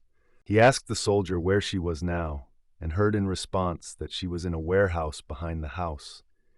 At that moment, Artemis stood in front of him, looked in surprise, holding a plug in his right hand and a plate in the left, and was contaminated with some substance. The doors open, and Sayekal enters the room. Artemis turns to him and reports that she has already checked all present for the presence of poison and hidden blades. Sayekal watches closely at what is happening. People in black clothes lie on the floor, and one of them, the blonde, stands, bent their heads. Artemis holds a fork and points to it, saying that they refuse to speak. The blonde stands with the eyes closed, holding the cheek with your hand. Exile thinks of his endurance. The man feels pain, but is silent. At the same time, Exile is surprised by the fact that Artemis, soap in appearance, is able to torture people without the slightest hesitation, and only then she remembers that Artemis is inanimate. Exile assured her that he would take care of them, and allowed her to help the soldier in the estate. She gladly agreed and quickly left the room. He returned to Blondin and asked him if he knew that they were hired by the Duke's house. He suspected that the hired killer was unlikely to answer this question. Exile decided that the Duke learned how he destroyed the Red Dragon and received an order for it, so now he wants to get rid of him as soon as possible. However, while this estate protects the soldier, no one can penetrate here. He also thinks that if you pass the ladder, then a friend will always be near. Before his eyes, the image of a girl immediately arises. Exile believes that this does not work, because this force does not belong to him, and he needs to become stronger. So he begins to use his magic of analysis. The killer felt a strong blow to the body, but could not understand what was happening. Exile voiced the names of all the murderers and opened their belonging to the secret guild knight Raven. The killer was surprised. He asked Exile whether he had the magic of the evaluation and added that even it would not be able to know more. The hired killer replied that this magic was not at all. Exile began to remember the facts from his life. His name is Sege. He grew up in the depths of the empire, and for the first time violated the law at the age of 11 with his older brother Masha. But for his brother, this ended tragically. He was deprived of his life as a punishment, and Seiji managed to escape to the kingdom and join the guild. He also confessed that he was committing a crime against Earl Box. After that, I asked the sage if it is possible to know all these details through magic. Then the sage asked who he was. Exile replied that he was only a young student and thanked the opportunity to find out a lot of interesting things. The sage asked what he meant. This asked, and the branch replied that there were 5 night hook cells in the royal capital, and to find out the name of the customer, you need to visit each of them. He also noted that the constant attempts on his life are a little annoyed, so perhaps it is better to deal with everyone at once. And in general, if they were not silent, he would not have thought to destroy the whole guild. Sage replied that they were not one of whom they just win. Segel said that everything was clear to him, and now they would all help him in research. There is something strange with the Sege. He is frightened to the depths of his soul. His eyes are full of horror, and all he can do is to ask, "What's going on?" After some time, Segel, along with the pile, stand on the roof of the estate. He says that according to the analysis, the order for him was agreed with a balloon, one of the three main leaders. Now the balloon should be in this branch of the guild. Seguil shows the deal point on the map. Powell lowered and saw people dressed in all black. She was surprised why so much suspected dresses were freely walking in a residential area, and no one has noticed it yet and did not report it. This made her think that local authorities may well be in contact with a night crow. Seguil pulls a dark glove on his hand, returning to his girlfriend. He looks at her and says, "Come through a rainy move." She agrees. Powell said she believed in him and knew that he would be able to stand up for himself, but asked to be careful. After that, she pushed her feet from the roof and flew down rapidly. During the flight, the wind rolled her hair and spread her clothes. Powell silently landed behind the killer and, squeezing a dagger in her hand, gently gripped to him. She struck 3 hired murderers, then looked around and exhaled with relief. Meanwhile, the customer who watched everything from above and evaluated what he saw said that his turn to act now. He strongly pushed his feet from the roof of the estate, using the magic of flight. She supported him, helping to make this jump. At that moment, something suddenly fell on the back of the killer, which passed nearby. Lifting his head, he saw how he was flying rapidly. Surprised, he immediately shouted, "Who is it?" Segalis was quietly landing on his feet, after which he turned to the killer, asking if he was really spotted. Thinking a little, Segel summed up. He was not as skilled as he seemed to him. A few more murderers instantly ran out of help, watching Segil carefully. They decided that he was an enemy who needed to get rid of. Armed with daggers, they attacked him, but Segil cleverly evaded every blow. Seguel got a stone from his clothes, brought it to the murderers, and applied a spell of drying. They stopped suddenly without realizing what was happening to them. At the same moment, their bodies began to weaken. The weapons fell from their hands one by one, and then they fell to the ground. The Segel views the stone carefully in its hands. It is either a stone of a sage or a philosophical stone. Many magicians have tried to create it for centuries, plunging into various studies, but it has not yet been possible. But it seems that these times have passed. Sigilla is approaching the house, knocking out the door with a scope, and declares that he has not finished with them. It breaks into the room where several hired killers are hidden, removes the stone again, and leads to them magic drying. Segil apologized to the hired killers and reported that he had to take away their life energy. Feeling his power, they only managed to ask what was happening. Segil explained that in a few days they will lose their lives. The Sage Stone has a unique power to give eternal life. He absorbs other people's vital energy and passes it to his owner, continuing his existence. It is because of this property that the stone allows you to heal any disease and cure even the most serious wounds. A stone is a desirable treasure for every ruler. If people learned that it was he who created this stone, the glory of him would fly the whole world. Segel believes that the energy that has been harvested from the inhabitants of this place will be enough for about 10 years. And he could only manage the stone thanks to the magical circle. Otherwise, he would lose control and dry. Segel was well aware of how careful it was to be with this force. When he dealt with the killers, he went out to the stairs and wondered where to go on, to go down or climb up. Suddenly, Powell joined him on the stairs. It caught him by surprise, and he only had time to shout. Powell smiled gently with him, although her eyes narrowed into 2 narrow cracks, and showing her forefinger made it clear that she was going to climb up. Segel decided to go down, so they parted in different directions. Suddenly, a sword appeared near his head. He did not expect anything like that. Segil did not completely avoid a blow to the sword. A wound appeared on his face, and blood flowed down quickly. At the same time, a dark-haired killer ran up to him.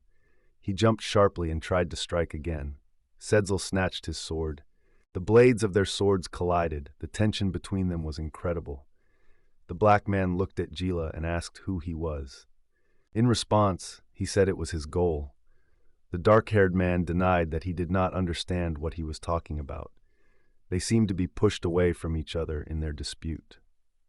Segwell said he had attacked him without any warning, so it is enough to make a fool. The black man laughed and agreed with him. The protagonist carefully examined him from his feet to his head, and noticing a characteristic posture, asked if he was a knight. The black man answered it vaguely, as if not wanting to reveal the truth. Siegel swung. The dark-haired man managed to dodge, jumping. The blade went right under his feet. Siegel realized that this attacker is skilled, but not as strong as he seemed at first. He immediately grabbed his philosophical stone and took advantage of drying against the black. He did not wait for such a turn. In a stun, he asked what Segel had just done. The sword fell out of his hands and fell on the floor with the bell. The killer immediately dropped on his knees. The protagonist looked at him calmly and said that he was sorry because he was forced to inflict on his wounds. For a while, the Segel came across the room and opened the door. Behind him were defeated enemies on the floor who could not stop him. He went inside and immediately saw three people, a little girl, a man with blonde hair in a light suit and a dark coat, as well as a man with a bear's head. He asked if the head of the night crow was, and the blonde, smiling, confirmed that he was not mistaken. Blondin cast an angry look at him, called his evil alien, and turned to him so. The bear promised to deal with him on his own and immediately rushed to Sagala. The latter lifted his left hand forward and sent it to the bear, using the magic of the sacred protective zone. The bear was trapped. Siegel stood in front of him until he tried in vain to punch the invisible wall with his fists. At this point, a fair-haired man spoke, they say, did not believe that a guild full of experienced fighters could at all be excited because of a boy. The protagonist returned to him, barely smiled, and said that it is important to decide for himself who to become his enemy. Blondin looked at him angrily, but agreed with him and then began to knock his foot on the floor nervously. Under the sign, the floor suddenly disappeared, forming a failure. He did not expect such, so he lost his balance and began to fall down. Blondin, noticing that he was falling, laughed mockingly and threw it that he was caught too quickly. But suddenly his face changed. At the same moment, Segel rose from the floor and apologized to him for having spoiled the whole atmosphere, explaining that he was able to fly. Blondin bowed his head, sighed deeply, and said that it seems, let him do now as he sees fit. Then he wondered what he wanted from him, and asked if everything was fine with his head. Sigil turns to the blonde and asks if he is the head. He then explains that even at such a distance he was able to find out his name. Yags, and the real leader of the guild is the maid. Blondin was confused, jumped sharply at the chain that came out of the collar on the neck of the maid, and justifying himself, stated that he seemed to fly out of his head, calling it the mane. Siegel stated that he was indifferent whether he was right or not, because he would still take their lives. After that, he moved to them. Yags tried to stop him with words, but the girl asked not to interfere and honestly confessed that she was actually the main one. She asked the Sedgil what he wanted, and he answered he wanted to know the name of the one who gave the order and then erase their cell from the face of the earth. The head said she could provide any information, but would not allow himself to be destroyed. If something happens to her, the orphans they help are doomed. Sigi leaned to her and quietly said that there was no point in seeking sympathy, because these orphans were raised only to make criminals from them. The head again appealed to Sedgil, asking for mercy. She looked at her carefully and thought. Then he noted that her actions did not correspond to her words. The head was angry because he was not fascinated by her magic. The section apologized to Sickle and acknowledged that her magical blessing has a great power, and therefore he had to punish him for lied. At the same time, he reached out with a stone and tried to dry his head, but it stopped the fragments that suddenly blocked the blow and demanded to stop. The magic hit the last one who stayed near Herdum, but he, even feeling the pain, continued to close the section, standing with her back. She only had time to shout his name. On the other hand, Sickle thought that Jags did not protect her head because she had already used her strength. Meanwhile, the bear, still locked in a trap, shouts the name loudly and rages, beating his fists in the invisible obstacle. Jags lasts from the last forces without retreating and starts a conversation with his head. However, he does not have time to complete the said. The forces finally betray him. Sequel stops the stone and then observes what is happening before him. Yags falls down in front of her head, and she gently takes his hand and asks to hold on. Seigel tells the head that her subordinates are very committed to her. As a sign of respect, he offers her a choice on her own. If she refuses, the information will have to be obtained from her inanimate body. She either obeys him or he continues to hang over them like a shadow. Jagger is kneeling, lowering her head, and she looks at the Gila with the fire of rage in her eyes. The head specified, if she agrees to the second option, whether he leaves them alive. Seguja replied that it would be, but at the same time, she would have to comply with all his orders. At this point, the bear loudly states that he is still able to fight, hinting that the head was not a rival for Sigil. Lowering his head, the leader immediately agrees with this proposal, explaining that all this is done for their survival. Sequel uses the power of contract magic and warns that if the head dares to betray it, then it will be bitter. After these words, he puts his hand on her head and activates magical shackles. For a while, Powell runs into the room and calls him. He turns, smiles, and says that these people have now become part of their team. On the face of the Pell reflected true confusion. She is alarmed by asking whether he really misses her, because the team has another lolly. Segal returns to the head. It is surprising. He looks at her and is indignant that he is not a bad person at all. Subsequently, they met and learned that Blonbo's head was called. It turned out that she was simply not lucky with growth. In fact, she is much older than Sagila. Balamba fulfilled Sagila's request and found a document that gathered all the information about the person who made the order. She also reported that at his request, she dismissed all the detachments of mercenaries and now focuses on expanding their information network. Sagila assured that everything is well and trusts her, and again I was convinced that she was definitely not a baby. Sagittal returned vitality to all who recognized him as a new leader. Looking at how cheerfully the kids are running around the yard, he said he wanted to give them the opportunity to do what they actually want. She agreed with his words. He also asked her to find children who are interested in farming and cooking. He would like to teach them the basics of writing, reading, and numbers. Balambos replied that she was already a suitable candidate and pointed to someone outside the window. It turned out that it was Madison Olban, the same guy with whom Seigel had already had a clash earlier.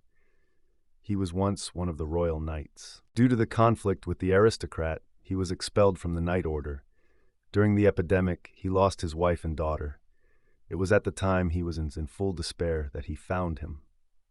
She said that Madison took care of each child in the shelter. This is what he tries to fill the void after losing his daughter. Balamba once again thanked this Kilo for saving his life. The same only asked to turn to him simply, Sai.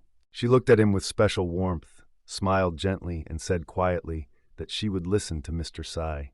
Sayakal sits in the room and asks the man if he is ready to talk. At this point, Powell passes outside the window, holding a basket. He turns to a young man with dark hair, dressed in shabby clothes. On the left side of the guy's face is a scar that stretches from the forehead to the lips themselves. He tells that he is called Pads. He knows nothing about her father, and the mother has not seen a long time ago. Most likely, she got drunk and disappeared. After that, the guy draws attention to his eye and adds that he was so harmful to some cruel aristocrat. After listening to him, Segal noted that therefore he was simply not happy. Pads closed his eyes, turned angrily sideways, and asked not to bother his silence. The protagonist reported that he would now conduct an inspection, so he asked to sit quietly. He then applied the analysis. He proved that injuries from falls can be cured. He was surprised, and even more so glad, so he asked with delight whether it was true. Sajal looked at him gently and smiled at him, noticing how happy he was, and then asked why he needed his eye. Pads thought for a moment, looked away, and finally said he would like to be an adventure seeker. At the same moment, his fists were unconsciously on his knees. Segal looked closely at him and then suggested his help. But Pad said again that he's seeking to become an adventurer. Then Sagal asked, how does he plan to become an adventure seeker if his main skill is a farmer? Pads immediately jumped out of his seat and exclaimed that he revealed his ability. Seguel replied that he was ready to cure him if he agreed to work for him. Pads, fiercely indignant, grabbed Seguel by the collar and said that he just decided to take advantage of his weakness. The Sagal did not take his hands, but on the contrary, put his palm over his hand and suggested trying to move. He explained that if the pillows did not overcome it, the monster is much stronger and he lacks skills to combat such creatures. He also confessed that as a doctor, he sincerely seeks to save as many people as possible. However, risking his own life will not treat the falls if it turns into a direct road to the grave. Having said this, he released his hand and allowed the Sagal to push her. Pet agreed to work on Seagull, but put one condition. Then Seagull wondered what the condition was. The black man squeezed his fist from rage and stated that he wanted to take revenge on who had taken his eye. Seagull noted that he would not advise you to climb, but it is better to forget about it at all. To what Tom answered, first will lose his eye himself and then give advice. The protagonist thought about it because he understands well where the boss has so much anger. He himself remembers how his younger brother loved to leave traces on him. He asked Peds to ask if he knew who was going to take revenge on. Peds replied that he did not remember the name of this person, but he remembered his face well and asked to help with the search.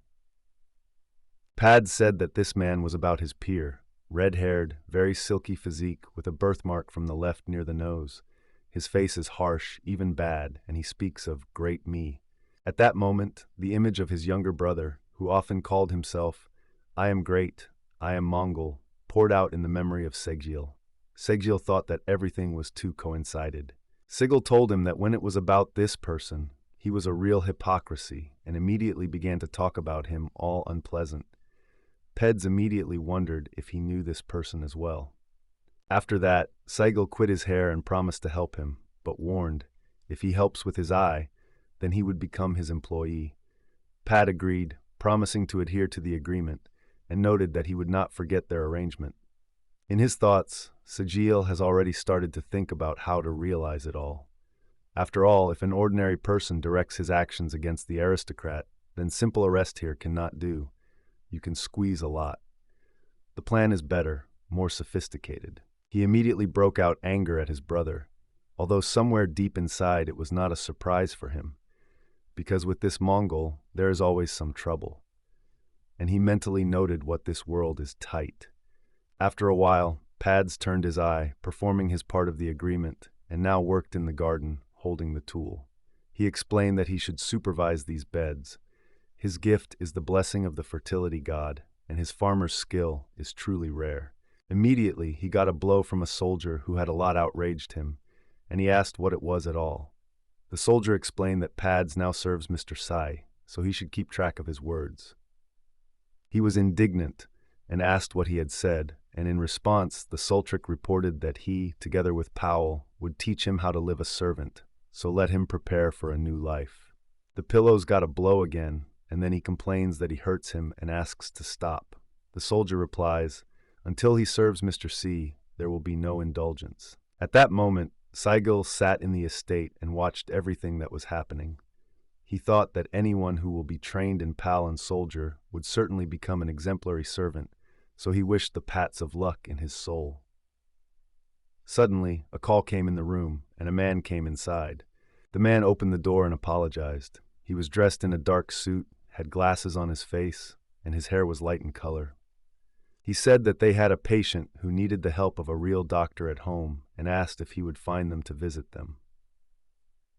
Paul immediately asked about the call home, and she mentally noted that this man, apparently, was a servant of some influential person, and was concerned about whether this situation was related to some dark history. So she apologized and explained to him that they would not go to this house.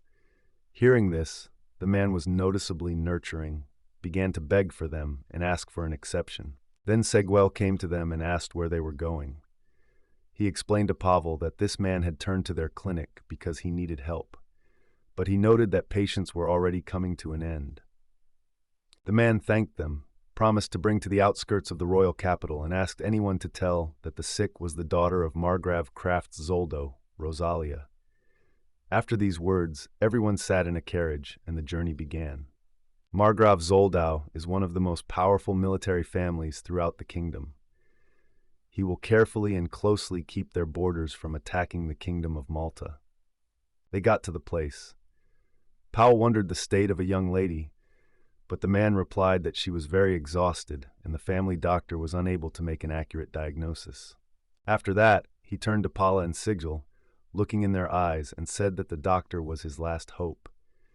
He asked for help from Rosarius. Before the eyes of Sigil appeared the image of Rosalia, a beautiful girl with long light hair. He promised himself to do everything in his power. The man knocked on the door. Having received permission from Astroshili to enter, he carefully opened the door and came first. He included Sigil and Powell. He looked at the bed where Rosalia lay, and at the same moment an unexpected thought appeared in his head. What could it be? Rosalia had pale skin, breathable, and her eyes were closed. It was enough to look at her to understand. She had very little time. Sigil wondered at the man when it all started. He replied that 10 days ago she had fainted, and since then her condition gradually deteriorated. 4 days ago, the situation came to the fact that they are watching now. The protagonist thought for a long time, considered everything he learned, calculated the details in his thoughts, and eventually realized it is impossible to delay. It is necessary to start diagnosis immediately. Saikil addressed everyone in the room and reported that there is little time, so you need to start the examination immediately. The maids exchanged his eyes, quickly agreed with his proposal, and then approached Rosalia. Having apologized to her, they carefully pulled her blanket. Sigil conducted an analysis and found that the cause of the disease is a lack of mana. Almost all people suffer from it. Mana acts in the same way as physical strength. After exhaustion, the body gradually restores its reserves. But here is the opposite. Instead of recovering, mana gradually leaves the body. He wondered why everything happened that, and without stopping the situation, he noticed something interesting. Segel asked the maid to ask if there was something strange with Rosalia before she had symptoms. Listening carefully, he heard in response that the girl recently visited a tea party, arranged by Count Tassier. Then Jigel explained that all its symptoms occurred because of the poison that got into her body. The servant, frightened by her words, hurried to assure that the poison was really mixed during a tea party. Saigin explained what to find out when exactly and who did it, and also asked to send a message to the Margrave to start an investigation. At the same time, he will do everything that a real doctor should do. He has already understood the state of Rosalia, so it can immediately start treatment. The man assured that they trust him and hope for his help. In addition, you already thought that the body's ability to restore Manu has been damaged. If you remove the poison and cure several important places, it will be the same as before. He first used the magic of detoxification to cleanse the body, and then started treatment. Further, using magical regeneration, he plans to restore her ability to restore Manu. Subsequently, Segel felt his forces begin to disappear. His forehead was covered with sweat, and the whole body covered weakness and lethargy. He barely stood on his feet when Pal took it instantly, helping not falling. It was then that Segel remembered that for the recovery process it is necessary to spend a huge amount of mana. At that moment, Rosalia was lying on the bed without having come to her senses. The Seodil directed his power directly to her fixed body. The man returned to him and offered to lie down, but Sigi immediately refused, saying that now it is not necessary to take care of him. At that moment, the maid returned to Rosalia. Everyone noticed that she finally came to her senses, and joy filled their hearts. The man also looked around and called a young lady through tears. Saigo reported that the treatment has been successful, and it takes a few more days to recover for a few more days, so it should be preserved and not overstretched. At that moment, he was supported by PAO. The servant did not stop crying with joy and sincerely thanked the planting, assuring that the gentlemen and ladies would be incredibly happy. The man smiled kindly in response. After that, Pavel and Sigil returned home on the crew. She noticed him that he was depleting himself too often because he worked at the clinic all day. helping patients. She told him that until they reach the estate, she appoints him e-plastic to restore strength. Sickle laughed back and thanked her, and then put his head on her knees to rest. On the way, Sickle wondered. For the first time he heard about the poison that deprives Manu. His thoughts returned to the tea with Count Tucker. A few days have passed. Soon was fun with the wilds, singing under his nose and being in a great mood. Rejoicing that the work was finally completed, he went to the bar, hoping for a little rest. But on the way his gaze fell on a man lying down right on the ground. Strauss ran up to him, trying to bring his mind, asked about his condition, and asked to hold on. Then he carefully turned him on his back and noticed with horror that the whole face became black. Disson wondered in surprise, is it really a face? At that time, Seguel taught beginners in the estate of the art of owning a sword. He turned to Tom, noting that he tightened his back and advised him to follow his posture. Pads listened carefully to his words. Sickle wondered that he should work on his tone, because he was able to withstand grueling workouts with the Paul and Soldrick, and by this time he learned something new daily. This speed of training is simply impressive. Subsequently, the stand swayed and leaned forward. Sickle thought that his fencing was unsuccessful. And after all, if he really became an adventure seeker, he would probably say goodbye to his life in the first swamp. Good that he was able to stop the fall. Segri advised him not to worry about the speed, but to focus on honing his every movement to the ideal. He also said that they would now work on his muscles and start with basic exercises. Peds agreed with that. Mongol has a unique skill. He is an emperor of a sword. Seichel believes that he is not very careful about training. But despite this, Ped still needs to learn a lot to challenge the Seichel brother later. The emperor of the sword is a slave and a stubborn peasant. He is not eager to find out which one will be stronger. Suddenly, Seigel heard someone saying his name. At that moment, Paul apologized to Dawson and explained that the gentleman is now in training and the message would be handed over to him. But the man insisted, stressed that the case is very serious. Sigel approached them and wondered what was important. To this, Dawson replied that it was better to see everything with his own eyes. After that, he exclaimed with emotions that all the wilds were simply littered with bodies. Pal and Segil were straining immediately, shuddering at what he heard. Together, they rushed to where Dawson left her husband. He sat, leaning on the wall of the house and moaning quietly. Dawson said he accidentally came across him and then noticed several more. Powell talked about a black face, they say. It looked as if someone had poured in ink. She wary of Sikla, suspecting that it could be a black face disease. He only nodded. Dawson asked about the disease of the Cornaliset, and he was explained that she is better known as Brozone Lloyd Leff. One of its signs is the blackening of the face, which is why she got her second name. 1,000 years ago, this ailment caused a real epidemic. Paul immediately closed himself with his back and asked Dawson to move away from him. He was surprised, and the doctor asked if he touched the patients. Dawson replied that yes, touched. He was informed that he had already become infected. Soon was frightened and asked if he was already sick. Sigel explained that the incubation period of the disease lasts 5 days. Soon immediately began to think about these 5 days and what would wait after that time. Then Sigel added that it is probably then that the ailment will manifest itself. Soon asked if this disease could be cured, and in response, Paulus said that 80% of patients die, and the symptoms themselves were already a sentence. At the same moment, he thought that he was really saying goodbye to his life, though he could not believe it. His whole face faded, as if the paint had come down.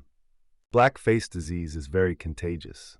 If you consider how many people live in this area, patients are likely to be over 100. However, no one knows from where it all started. Maybe the source of infection is in another area. If everything continues as rapidly in the capital, then thousands, no, tens of thousands of people can say goodbye to their lives. Sigel said the wilds need to be isolated. Pal tried to argue, explaining that there are almost no warehouses in the slum, and if you cut off the area from the rest of the city, there will not be avoided deaths from hunger. Solo hid his face in his palms, feeling a panic, whether because of illness or hunger, but anyone would have to say goodbye to life. Sayekal stopped them and called for not to give up. He explained that isolation is now vital if they want to survive. It is necessary to limit the rate of spread of the disease, and only in this way they will be able to restrain the increase in the number of patients. Then they will be able to concentrate on how to get out of this difficult situation. He asked Dawson to bring everyone infected. Dawson asked why they needed. Siegel replied that he was going to treat them. Dawson was genuinely surprised and asked what he could cure him. The doctor replied that he would do everything in his power. He said Siegel that, since he was so ill, he would help him to the last until he falls off his feet. In his gaze, an unbreakable determination flashed. Siegel appealed to Pal and asked her to transfer this information to the Adventurers Guild and take care of the necessary provisions. Their status of the guild master should be enough to reach even the king himself. Pal agreed with that. He then asked the Liquid to help. He asked one of them to go to the soldiers and organize a carriage. Dovson did not hide the surprise, seeing such high-level monsters. Sigil then said that it was necessary to send patients to a clinic where he could inspect them safely. Soon the adventure seeker arrived. Darnan, together with others, was attributed to the wounded to the clinic. They reported that they found 6 more victims and asked for additional blankets. Soon carefully put the victim on a blanket, and Powell, meanwhile, asked if he could talk, and if so, asked his name. Darnian looked at the outskirts, exhaled lightly, and noted that it is good that there was no extra junk around the clinic. Another adventure seeker added that it is convenient when you do not have to worry for a place for patients. At that time, Sequel applied magical treatment to each of the patients. He helped the woman recover and assured that now everything should be well with her. If suddenly the disease reminds yourself again, let it come again. The woman thanked him sincerely. The protagonist wondered this disease and wondered that he faced her again. Considering his hands, he remembered that once in his previous life, such faces were everyday life. Since the disease is contagious, patients can be repeated. Therefore, the main tasks of treatment are to relieve the symptoms and maintain the body so that it can produce antibodies. The main goal is to prevent new cases of disease and to protect already cured from recurrent disease. Powell turned to him and offered a rest, but the Sagil just smiled and replied that there was a little work left, and he was not tired at all. He mentally noted how grueling continuously to help so much people, but could not stop, because the patient is even more difficult without his help. Suddenly a stranger approached them, politely apologizing that he intervened without warning. Pal and Seikl turned around and looked at him closely. It turned out that Guildmaster came to their mansion. She slightly smiled noticeably and asked for a minute for talking. Powell prepared her cup of tea and put it on the table. The head of the guild thanked her. She looked carefully in her hands and, saying nothing, drank tea with a volley. The teacher began to say that the wilds and areas where ordinary people live are in a kind of isolation. It can be said that the disease with a black face remains under their control. However, as they predicted, famine began. Paul noted that she could not deny that this was not their fault, but from 2 troubles they chose less evil. The hostess is very upset about what happened and confesses that she still perceived Chernalisal's disease only as a baby horror story. In fact, the Guild of the Adventure immediately took up the case, just received the news from the planting. They quickly fenced off the wilds from the castle and other residential quarters. However, this did not help stop the spread of the disease. Patients appeared in all corners of the city. Most of the aristocrats, in a hurry, hurried things and left the capital, and this is how the ailment has already covered the whole kingdom. The event became such a scale that even the government began to work. The main guild said they managed to close the borders of the country in time. It is because of this that the epidemic remained only within their state. She says that now all departments of guild are spreading ways to combat the disease that Segil told about, but the epidemic will not subside quickly. Paul noted that it was necessary to act carefully and not to rush, and the doctor assured that they would be able to improve the situation. Paul is deeply upset and confesses that he is still disappointed with the priest's helplessness. They just made something majestic, though they really did not imagine anything. The priestly magic is able to completely destroy the disease. However, it also has a downside. The body will not learn to produce antibodies, so the disease can break again. Sigil explained that their magic is not suitable for the treatment of such diseases. The head of the guild reported that they have already submitted the temple list of requirements for doctors, but there are almost no aristocrats among the aristocrats who would fully meet them. Therefore, you will have to use the healing magic of the priests for some time. It seems that among the nobility, the most infected among the servants. Although aristocrats can seek the help of priests, they ask for treatment too high. The servant can also be proud, but still remains a servant. The Sagil said that if he managed to cope with the disease in the wilds, then he would have to deal with this problem. A week later, Rosie handed me a pass and reminded me to return today. She said that the guilder had already allowed them to go, but asked to be very careful and beware of the disease, which everyone was called here. Saigo took a pass from her hands, smiled, and agreed. At the same moment, a servant of Rosalia called for him. He turned and saw him hurry to him. The servant said he had not seen him for a long time. Saigo apologized for asking to help with the crew. The servant smiled, put his hand to his chest, and assured that there was nothing wrong with that, and to help him a great honor for him. In addition, he told Sedlu that Mr. and Mrs. were constantly praising him among his friends from the aristocratic circle. After that, he opened the carriage door and invited him to sit inside, promising to take the aristocrats to the homes because it was the most patience there. He pleasedly asked to save the nobility and the whole country. 3 months have passed since Cornelitzia has swept the whole country, where he participated in Sagil's battles, and finally its spread subsided. Subsequently, Jagila met with Guildmister. But she met her with a smile. She said that 1,000 years ago, people first learned about the disease of the black face. Since then, a lot of time has passed, and the treatment of this ailment has long been forgotten.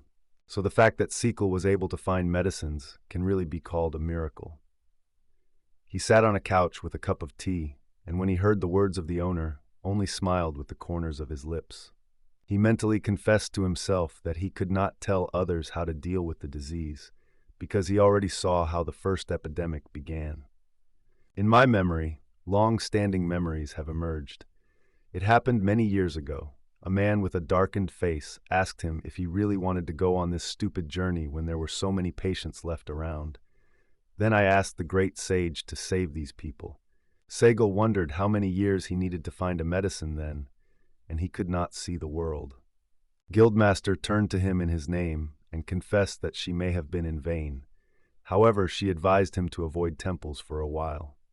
He asked her again. She said that when she shared the details of the treatment of black disease, she heard a conversation with several priests. They were convinced that Segil posed a direct threat to the authority of the temple. Segil expressed his hope that they would be able to help each other, but it seems that everything goes not as smoothly as they would like. The craftsman added that she would also like to talk about the search for the cause of the disease. She noted that the likelihood that neighboring countries did it is very small because this drug has long been lost. She does not believe that some state would risk provoking an epidemic. Psychote replied that the animals did not suffer from this ailment, but may well be its carriers. I wondered if they confirmed this theory. It would be good at least to know when the first person became infected. They will try to understand how to solve this problem. For a while, the Sigil returned to the mansion. His warmth was met Madison and Pads, who smiled warmly to him. In the hands of Pads held pots with plants, and behind the shoulders of Madison carried a wicker basket. He smiled at them and reported that he had returned, and praised everyone for his hard work on the field. Paul also greeted him. She smiled gently with him. Her hair was a little squat. Paul asked what he would like to start, with dinner, baths, or perhaps herself. Sigil smiled in response and politely stated that she was treated with respect, but I would first want to dinner. Pavel upset it. She clenched his fists and noted that he did not understand her hints at all. To this hero calmly replied that he understands everything perfectly, just there are children nearby. She sharply turned to Pads and Madison, glazing at them. Her gaze so scared friends that they literally froze in place and asked her not to look so angrily. A lot of children were sitting in a large dining room. There was food in front of each table. The children politely wished each other delicious. Madison addressed everyone and asked if they remembered how he taught them to use a knife. In response, everyone assured that they remember. Cycle sat at the same table with Pads and was interested in growing crops. In response, Pads reassured, "Everything goes well, the harvest will be worthy." Here, Segil noted that it was time to cook a new party to Hello because the stocks were almost over. Pads nodded and agreed to do it. Sai looked at him and thought about himself that such a submissive educational program produced an impressive result, even too good. He stood and thought about how much more people became more and more people in the estate, because there were so many new ones here. Pads, Madison, Lolly Balombo with his children. Sequel turned and looked at his things. He cautiously patted his suitcase and said that he had not finished his business here, so he would remain until everything was settled. Suddenly a soldier came to the room. He turned to me by name and reported that he had brought papers to sell soap. Segi thanked him. The soldier paid attention to the pieces of soap lying on the table and asked if it was sold. Sig Julek Smime replied that more and more women are ready for everything for him, so he leaves a few pieces about the stock. So thanks to the support of children, everything goes best, and the mass issue should not cause any difficulty. Sigil suggested buying a piece of land in the Sandal and building a factory there. Their workshop in the estate has long been not enough for real business, and thanks to waterfalls, they will have a stable aloe crop. Eric agreed, the idea is really great. One thought did not leave it, how the production of soap can be useful. He, along with Paul and Pads, went with a cart to Mr. Bale's shop. Pal reported that they are in place. They noticed a crowd of people near the building. Seguel surprised that the store had not even opened, and the queue was so big. Pat exclaimed, "Oh, how many people here!" Paul narrowed her eyes, became very serious, and strictly warned Tom to keep track of what he was saying. Ped, scared, bounced sharply and hurried to apologize to her. Segil laughed at them and suggested going through the rally. Initially, Soap was only interested in ladies, but when he included it in the list of products to prevent blackness of the disease, rumors quickly dispersed among the aristocrats and their servants. Since it was impossible to sell it in their clinic, they decided to sell all the goods through Bale's store. Sequel sincerely thanked him for such help. Powell kept the gate until Seagull and Peds rolled the cart into the territory. The latter politely asked for permission to pass. Rose, Baile's daughter, sat near the pelvis with water and washed things. Seeing them, she immediately rose and called the Sugia. She approached them with a sincere smile on her face. Sequel turned to her and noted that they had not seen themselves for a long time. She smiled even wider and agreed with him. He stroked her on his head and thought that their hair is almost one color, and he had even more sympathy for it. Noticing this, Paul saw the expression of her face. The features became sharper, as if a shadow had fallen. Her eyes were filled with tears. She grabbed Sikla by her shoulders and sharply pulled him from Rose, saying that it was near him. Segel turned, looked at Paul, and said he had completely agreed with her. Indeed, she was the only one for him. Paul was confused by these words and answered it, saying that you... At that moment, Rose watched them and did not understand what was happening. Suddenly, Baile's wife, Ush, came out of the house.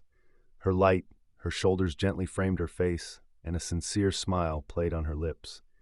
She reported that they were already waiting for him. Together, they approached us and pulled the cart closer. Sagel said that they brought soap, for which the woman sincerely thanked them, explaining that their soap has become much more popular lately. Rose said that this thing is so popular that she is even afraid to put it in a public bath, has a fear that it can steal. Peds wondered if everything was so serious. USU said that they were actually inserted by orders, and even a slight increase in the amount of shipments can save them. Sejil replied that she understands her situation and is sure that they would have time. Pads will take care of medicinal herbs, and all other ingredients can be bought in Baile as soon as he pays them a share for the past party. Children are already tuned to help what they can, and the demand for soap is getting bigger. It seems that there will be no difficulties with the development of the case. Subsequently, in the estate, he spoke to Sagil Balombo. She leaned before him and expressed her sincere gratitude. Siegel looked at her in surprise until she raised her eyes. Then he asked why she suddenly thanked him. She said that children already have a job and have fun. Strong children were sent to work in the field, and the ingenuity is engaged in the manufacture of soap. Subsequently, they will become skilled farmers and masters in the manufacture of soap, so they will be able to live quietly without grueling training daily. It was he who gave this opportunity. He returned to her and said he had to thank her too. She looked at him in surprise. With a wide smile, Siegel turned to her and asked not to worry. He was genuinely glad that another issue finally managed to solve. He looked at his things once again and thought, he may have the opportunity to see the country of the world in this life. Segi wearing festive, lightweight clothes. Powell, holding papers and smiling widely, noted that such an image was very much. The ambassadors of the king approached and said that they would accompany him to the castle, so they invited him to get in a carriage. Due to the rapid spread of Cornelitzia disease, the award ceremony was decided to postpone the Great Flame. But finally, it is time to hold this long-expected event. Piline said they would sit in the carriage opposite each other. She wondered if he was worried. He just looked at these words and thought. The Sagel was probably very worried, because since he left the house, he never visited the castle. At that moment, he heard the horses sharply, and the carriage was barely noticeable. Did it scare him? What's going on? Boxes and barrels were scattered in front of the horses and a carriage, and one of the carts spilled over to the side. Several men hastily transferred large boxes, and then Zegel wondered what happened here. The messenger reported that it seemed to be spilled over and asked to wait a little. After that, he jumped out of the seat, approached the men, wondered if everything was fine with them, and said he had to contact the nearest patrol. At this point, Palin Seguel stood by the window, looking thoughtfully in the distance. The messenger was roughly pushed, and he fell hard on his back quite nearby. Their cucker was frightened by this scene. Paul wondered how bandits were acting just in the city. Sagel suggested that these people had come after their souls, and felt that several very unpleasant personalities were waiting for him in the castle.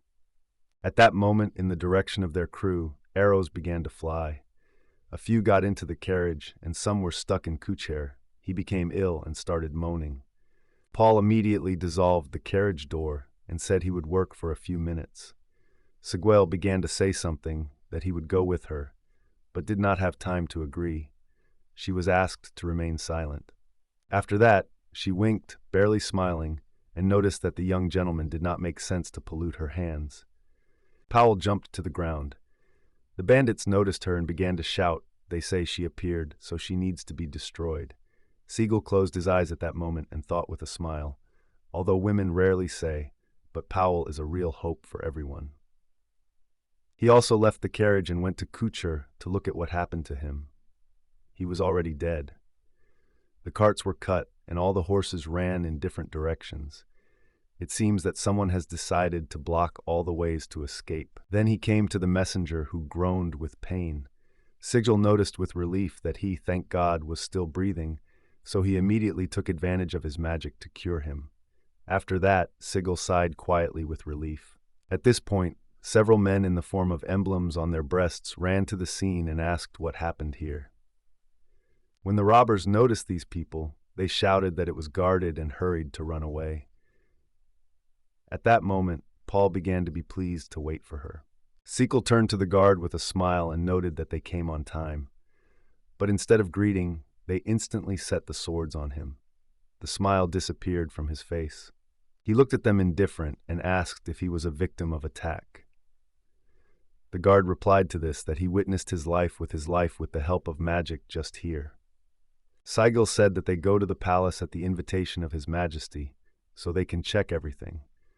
He assured that he would look at every little thing, but he is going with them so far. Pal, seeing what was happening, immediately rushed to the aid of Sagville, shouting loudly, but he asked her to calm down because it is just ordinary patrolmen, and if she attaches them, he is not accused. I told her they would meet later.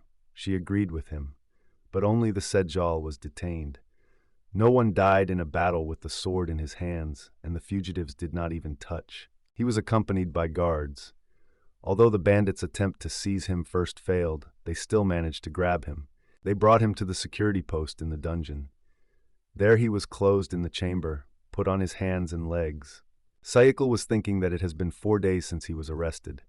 However, there are no windows here, so he was not sure of it. He sits, stretching his legs as far as possible, and in front of him, only the camera grill. He realizes that no one comes here, so there is no point in dreaming of water or food. Sagal has the magic of stretching. He is still alive only thanks to the magic of life. An ordinary person would not withstand it and would die for a long time. They dared to arrest the honorary guest of the king himself. It is still unknown who is behind these events and how influential this person is. Then Powell jumped into the room holding the keys in her hands. She turned to Segal, sincerely apologized for her delay. He smiled warmly and assured that he was waiting for her. The hero noted that he has been doing recently that he is treating people, so now it can be considered a small vacation. And Powell added that he is too exhausted by his work and had more time with her.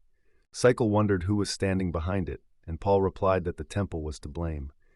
All events were managed by the archbishop, a very insidious person. After that, she removed the shackles. Pal was angry and suggested that maybe the story of a black-haired disease has caused him a lot of pain. She was outraged that they had to face such a controversial person. He and Pavel left the camera and began to climb the stairs.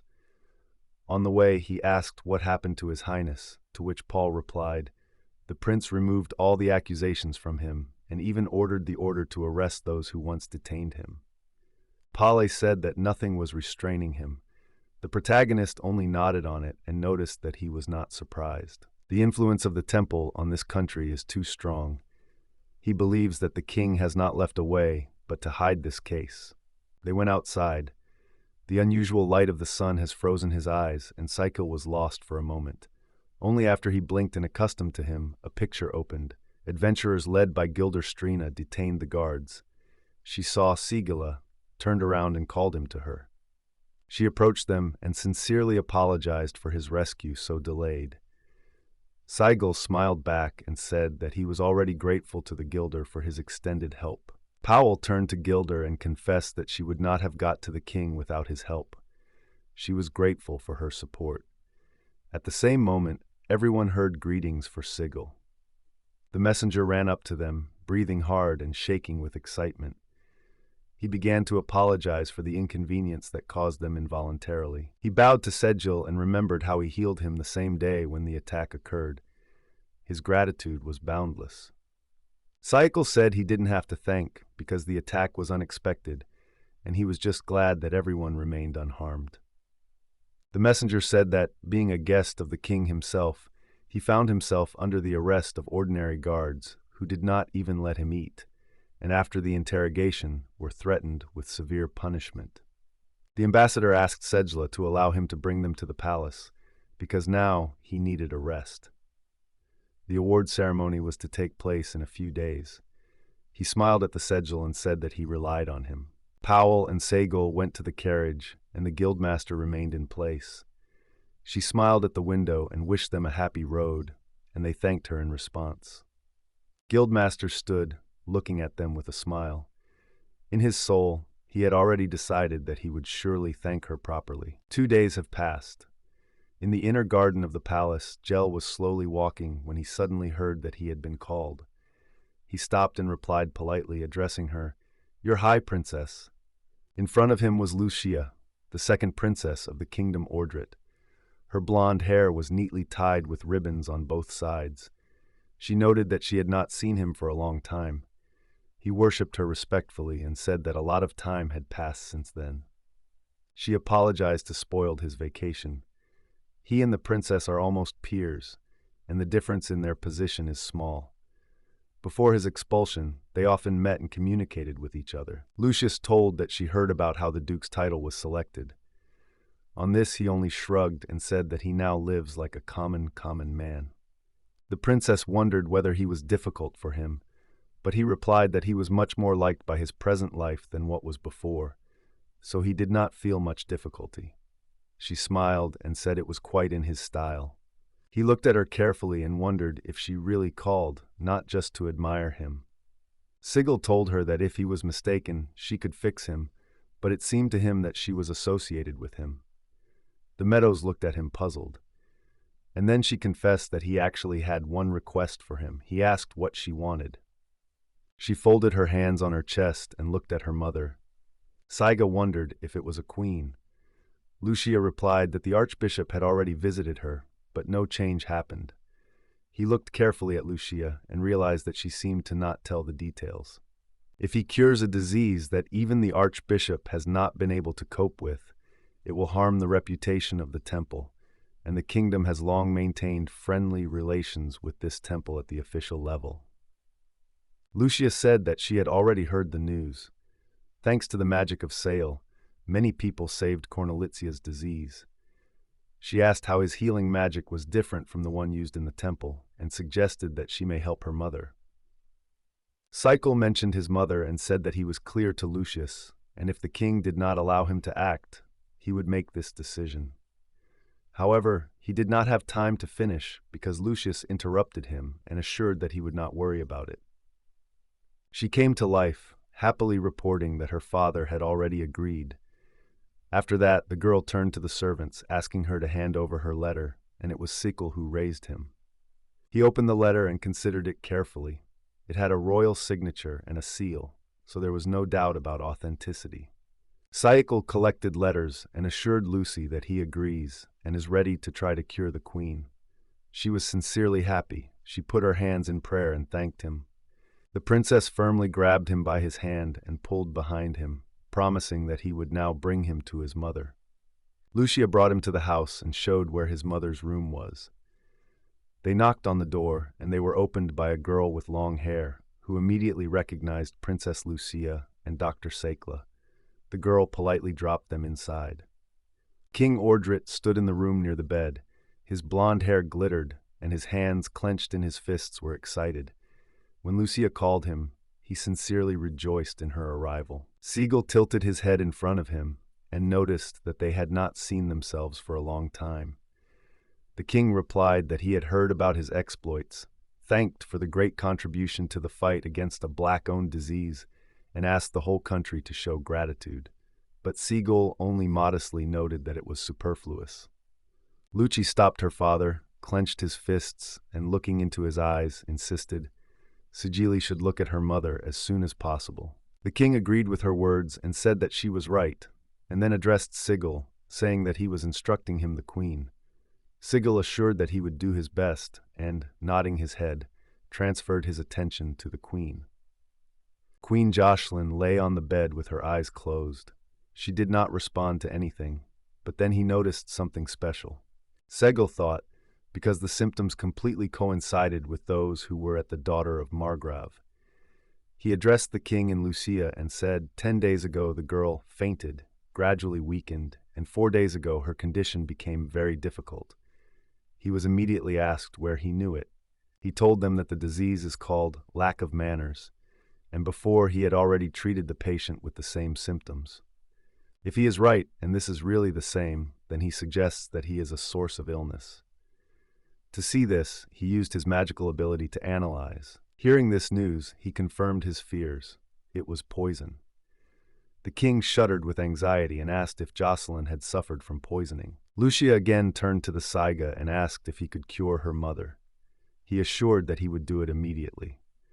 After that, he began treatment, using cleaning and detoxification. He focused on Jocelyn and his own strength, and then began to restore mana flow and applied regeneration. The use of magic again caused him unpleasant sensations in the body. The king was concerned about whether he needed help, but he reassured him and said that everything was fine. Treatment was completed. Jocelyn opened her eyes. Lucia immediately rushed to her and hugged firmly. Tears shone in her eyes. Mom asked her daughter what happened and why she was crying. This Gil quietly watched them with a smile, and the king imperceptibly wiped tears from his face. The protagonist was glad and thought that he would not want the princess to survive the same thing as him. Suddenly, the king appealed to him for a while. They left the room, and the king, full of gratitude for the rescue of the queen, promised that he would surely thank in the future. And now he wanted to see one more important thing. He asked Segil if he was talking about the poison, and he confirmed it. The king wondered that he was aware of this substance. Segil replied that he knew a little. The poison is rare, and he still heard nothing about it. He also noted that in addition to the queen, only one person had similar symptoms, Rochelia, daughter of Margrave. Most likely it was poisoned on a tea with takker. It was then that strange signs of the disease appeared. The king wondered, ran his chin, and finally shared his thoughts about the Margrave and the Duke of Taker. He then said that he recently received a report from the Margrave about the so-called mysterious organization that allegedly supplied the poison to the aristocrats. And the other day, Seji was thrown into prison.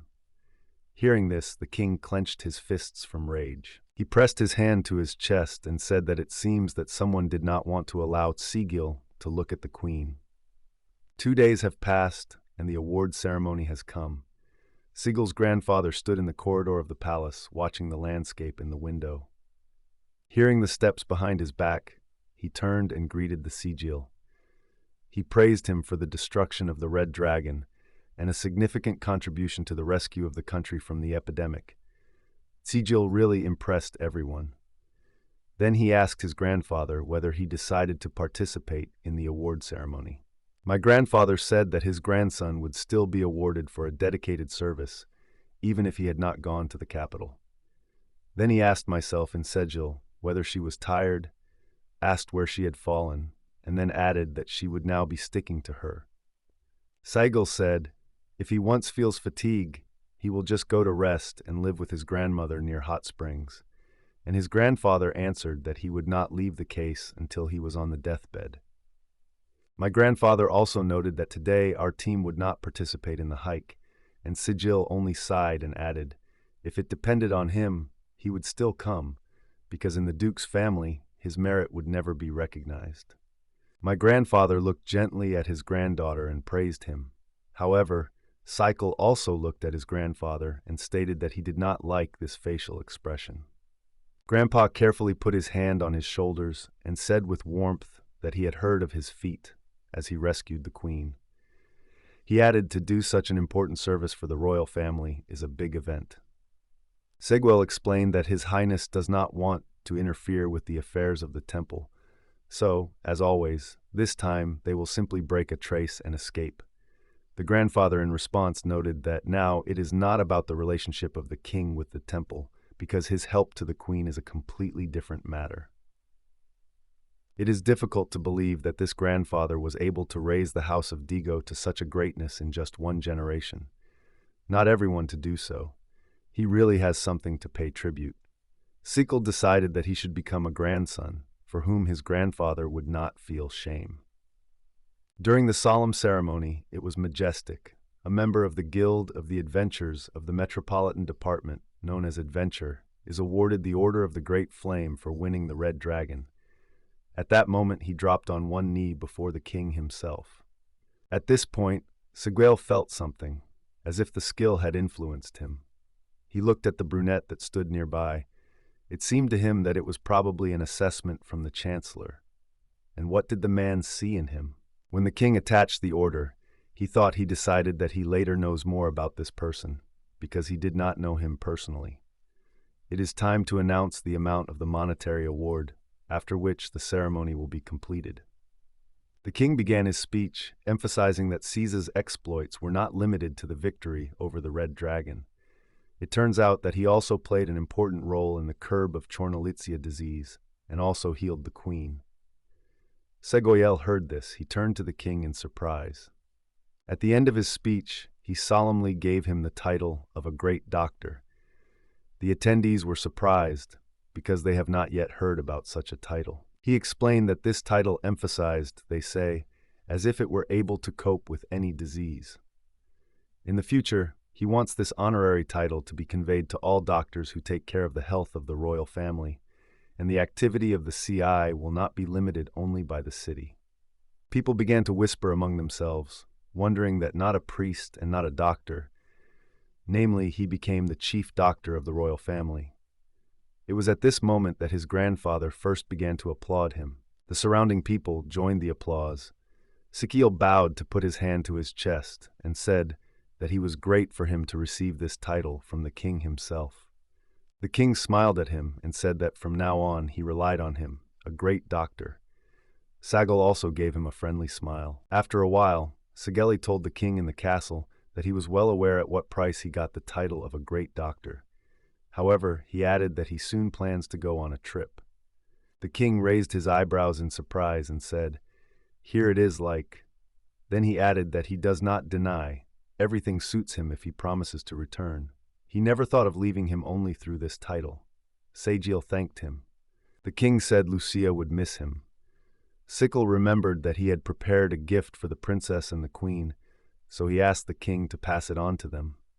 He said it was their soap, and lately it is gaining popularity, so he wanted to share it. The king took a piece of soap and assured that they would like it.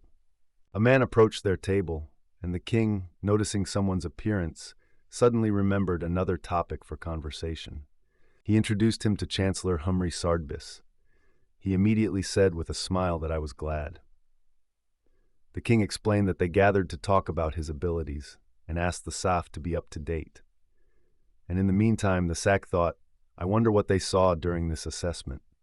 The king smiled and noted that he rarely doubts the chancellor's words, but this time he still wants to see everything himself.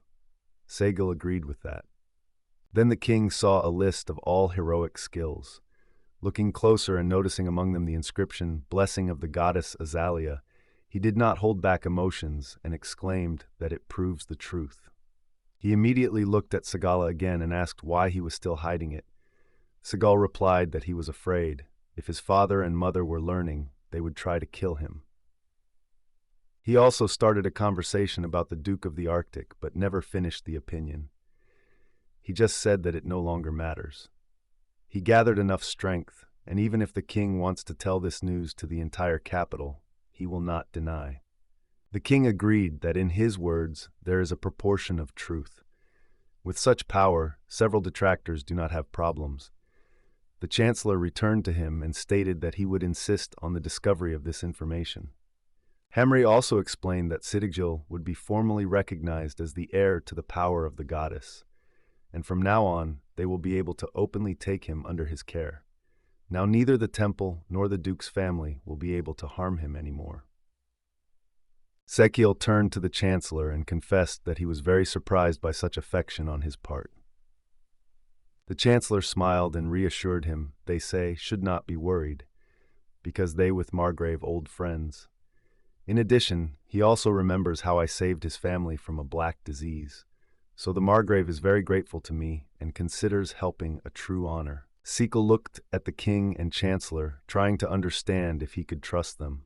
Then he wondered if they could help him with one business, and laid out a stone and several documents. The chancellor asked the king to allow the assessment, and he asked what they brought and put it on the table. Hamri, carefully examining the objects, exclaimed that a philosophical stone was in front of them. The king, surprised to look at the chancellor, asked if it was really the same stone of the sage that gave immortality. Exile showed his hand to the objects and said that if they agreed to fulfill his request, he would give this stone to the king. The king looked at the stone carefully, thought, opened his mouth to ask something in planting, but could not pronounce a word. And yet I addressed him. What do you want to know? On the shelf stands the statue of the goddess. Next to her on the bed lies the archbishop and coughs. The maid approaches and extends him. He helped him get up and reached out a glass of water. The archbishop, holding on a shirt near the chest, was effortlessly on his feet. The servant began to say that the fever has not subsided for a long time, and maybe you should consult a big doctor. But the archbishop was angry, threw a glass away, and ordered no longer stupid. The glass flew into the priests, hitting the wall.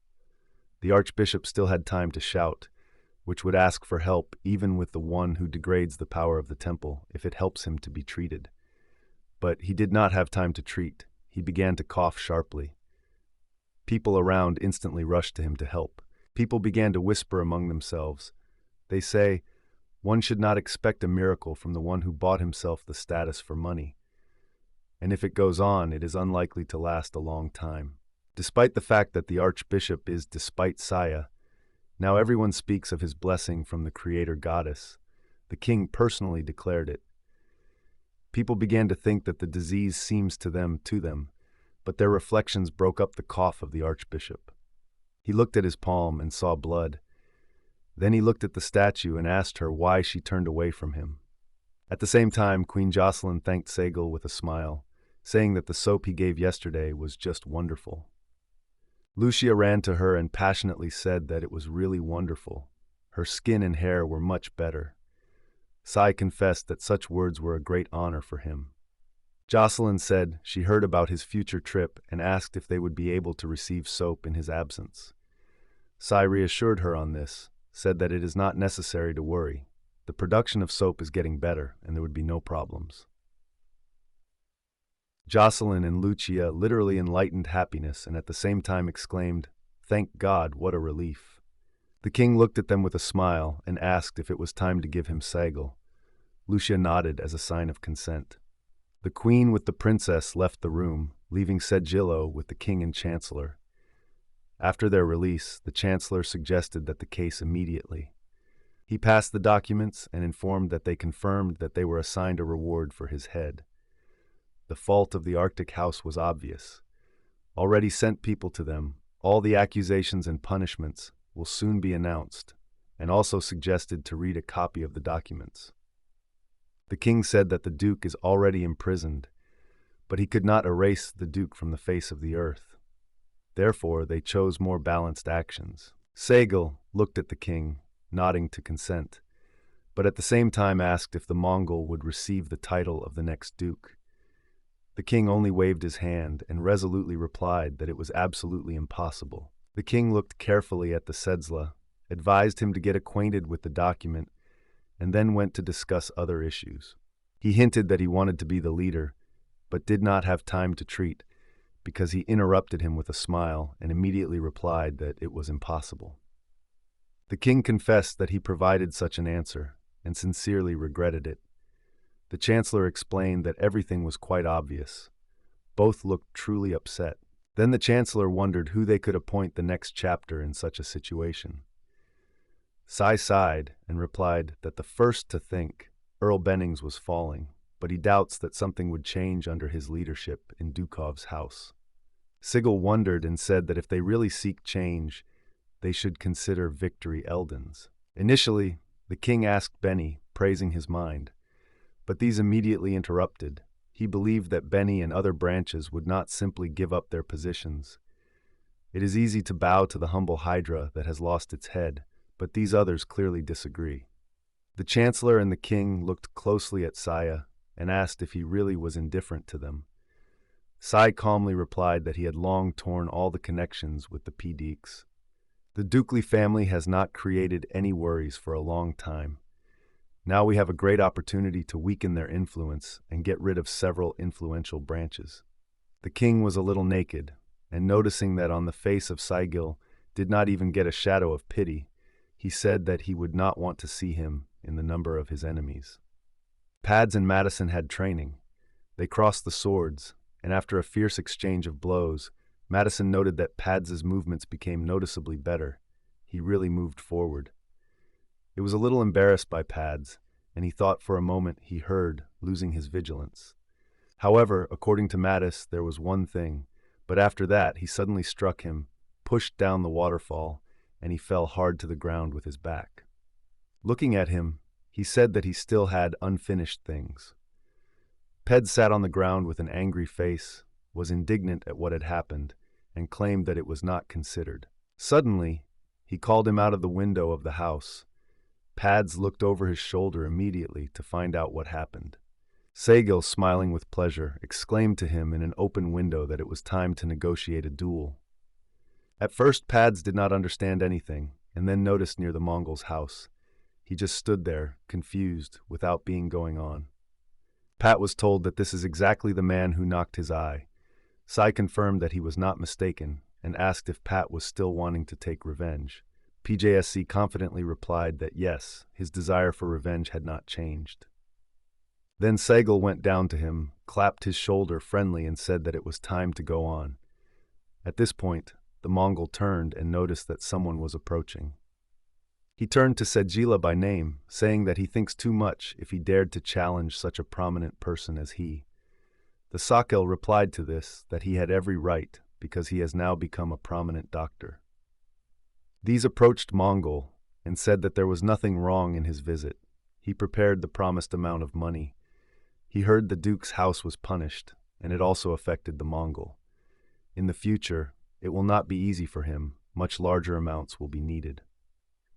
Zest of Mughals disrespectfully rolled up and stated that he needed to enroll in a guild of adventurers, and then he would call the man he would bring with him. After that, the Mongol paid attention to the fallen and asked if he was indeed his opponent. He added with the challenge, "Does he thinks that after a duel with him, the Emperor of the Sword, everything will pass so easily?" The Pad just politely replied that I was glad to get acquainted with him. Saigil assured that he would receive money for any result of a duel, as they agreed, and Mongol advised them to finally register and not waste time. Duels between ordinary citizens are forbidden to engage, so you first need to register as an adventure seeker. While Saigil and Pads were registered, the Mongol listened to their conversation. Darnan announced that the duel will begin between the Mongol Emperor of the Sword and the ordinary peasant nicknamed Pads. People immediately got about this news. Someone began to ask what it was for a duel, and he was explained, a peasant and a sword would compete. Some were sincerely surprised that a simple farmer would participate in the duel. Darnan looked at Pats and Mongol and said that they made a step forward in their relationship. The Mongols stopped and subsided, listening carefully to the conversations about the duel. Someone began to praise the sword, calling his art extremely rare, and no one was hoping that he could see with his own eyes the legendary Emperor of the Sword. Saig from sat on the podium with Guildmaster. He thanked her for allowing her to use this training ground. The Guildmaster, looking at the field where the duel had to take place, addressed Ski and explained that this duel is very important for him, so he cannot give way to her. She looked at the stands, asked if he was the same farmer, and then noticed that he had a facial expression, so he would definitely become a strong rival. Darnan announced the rules of the duel loudly. The one who faint will win or recognizes the defeat himself. If he decides that the match has become too dangerous, it will be stopped immediately. Then he wondered if the participant had any questions. He shook his head, and Pad said that everyone was quite satisfied. Darnian slowly departed from the duel's place, proclaiming that it is time to start.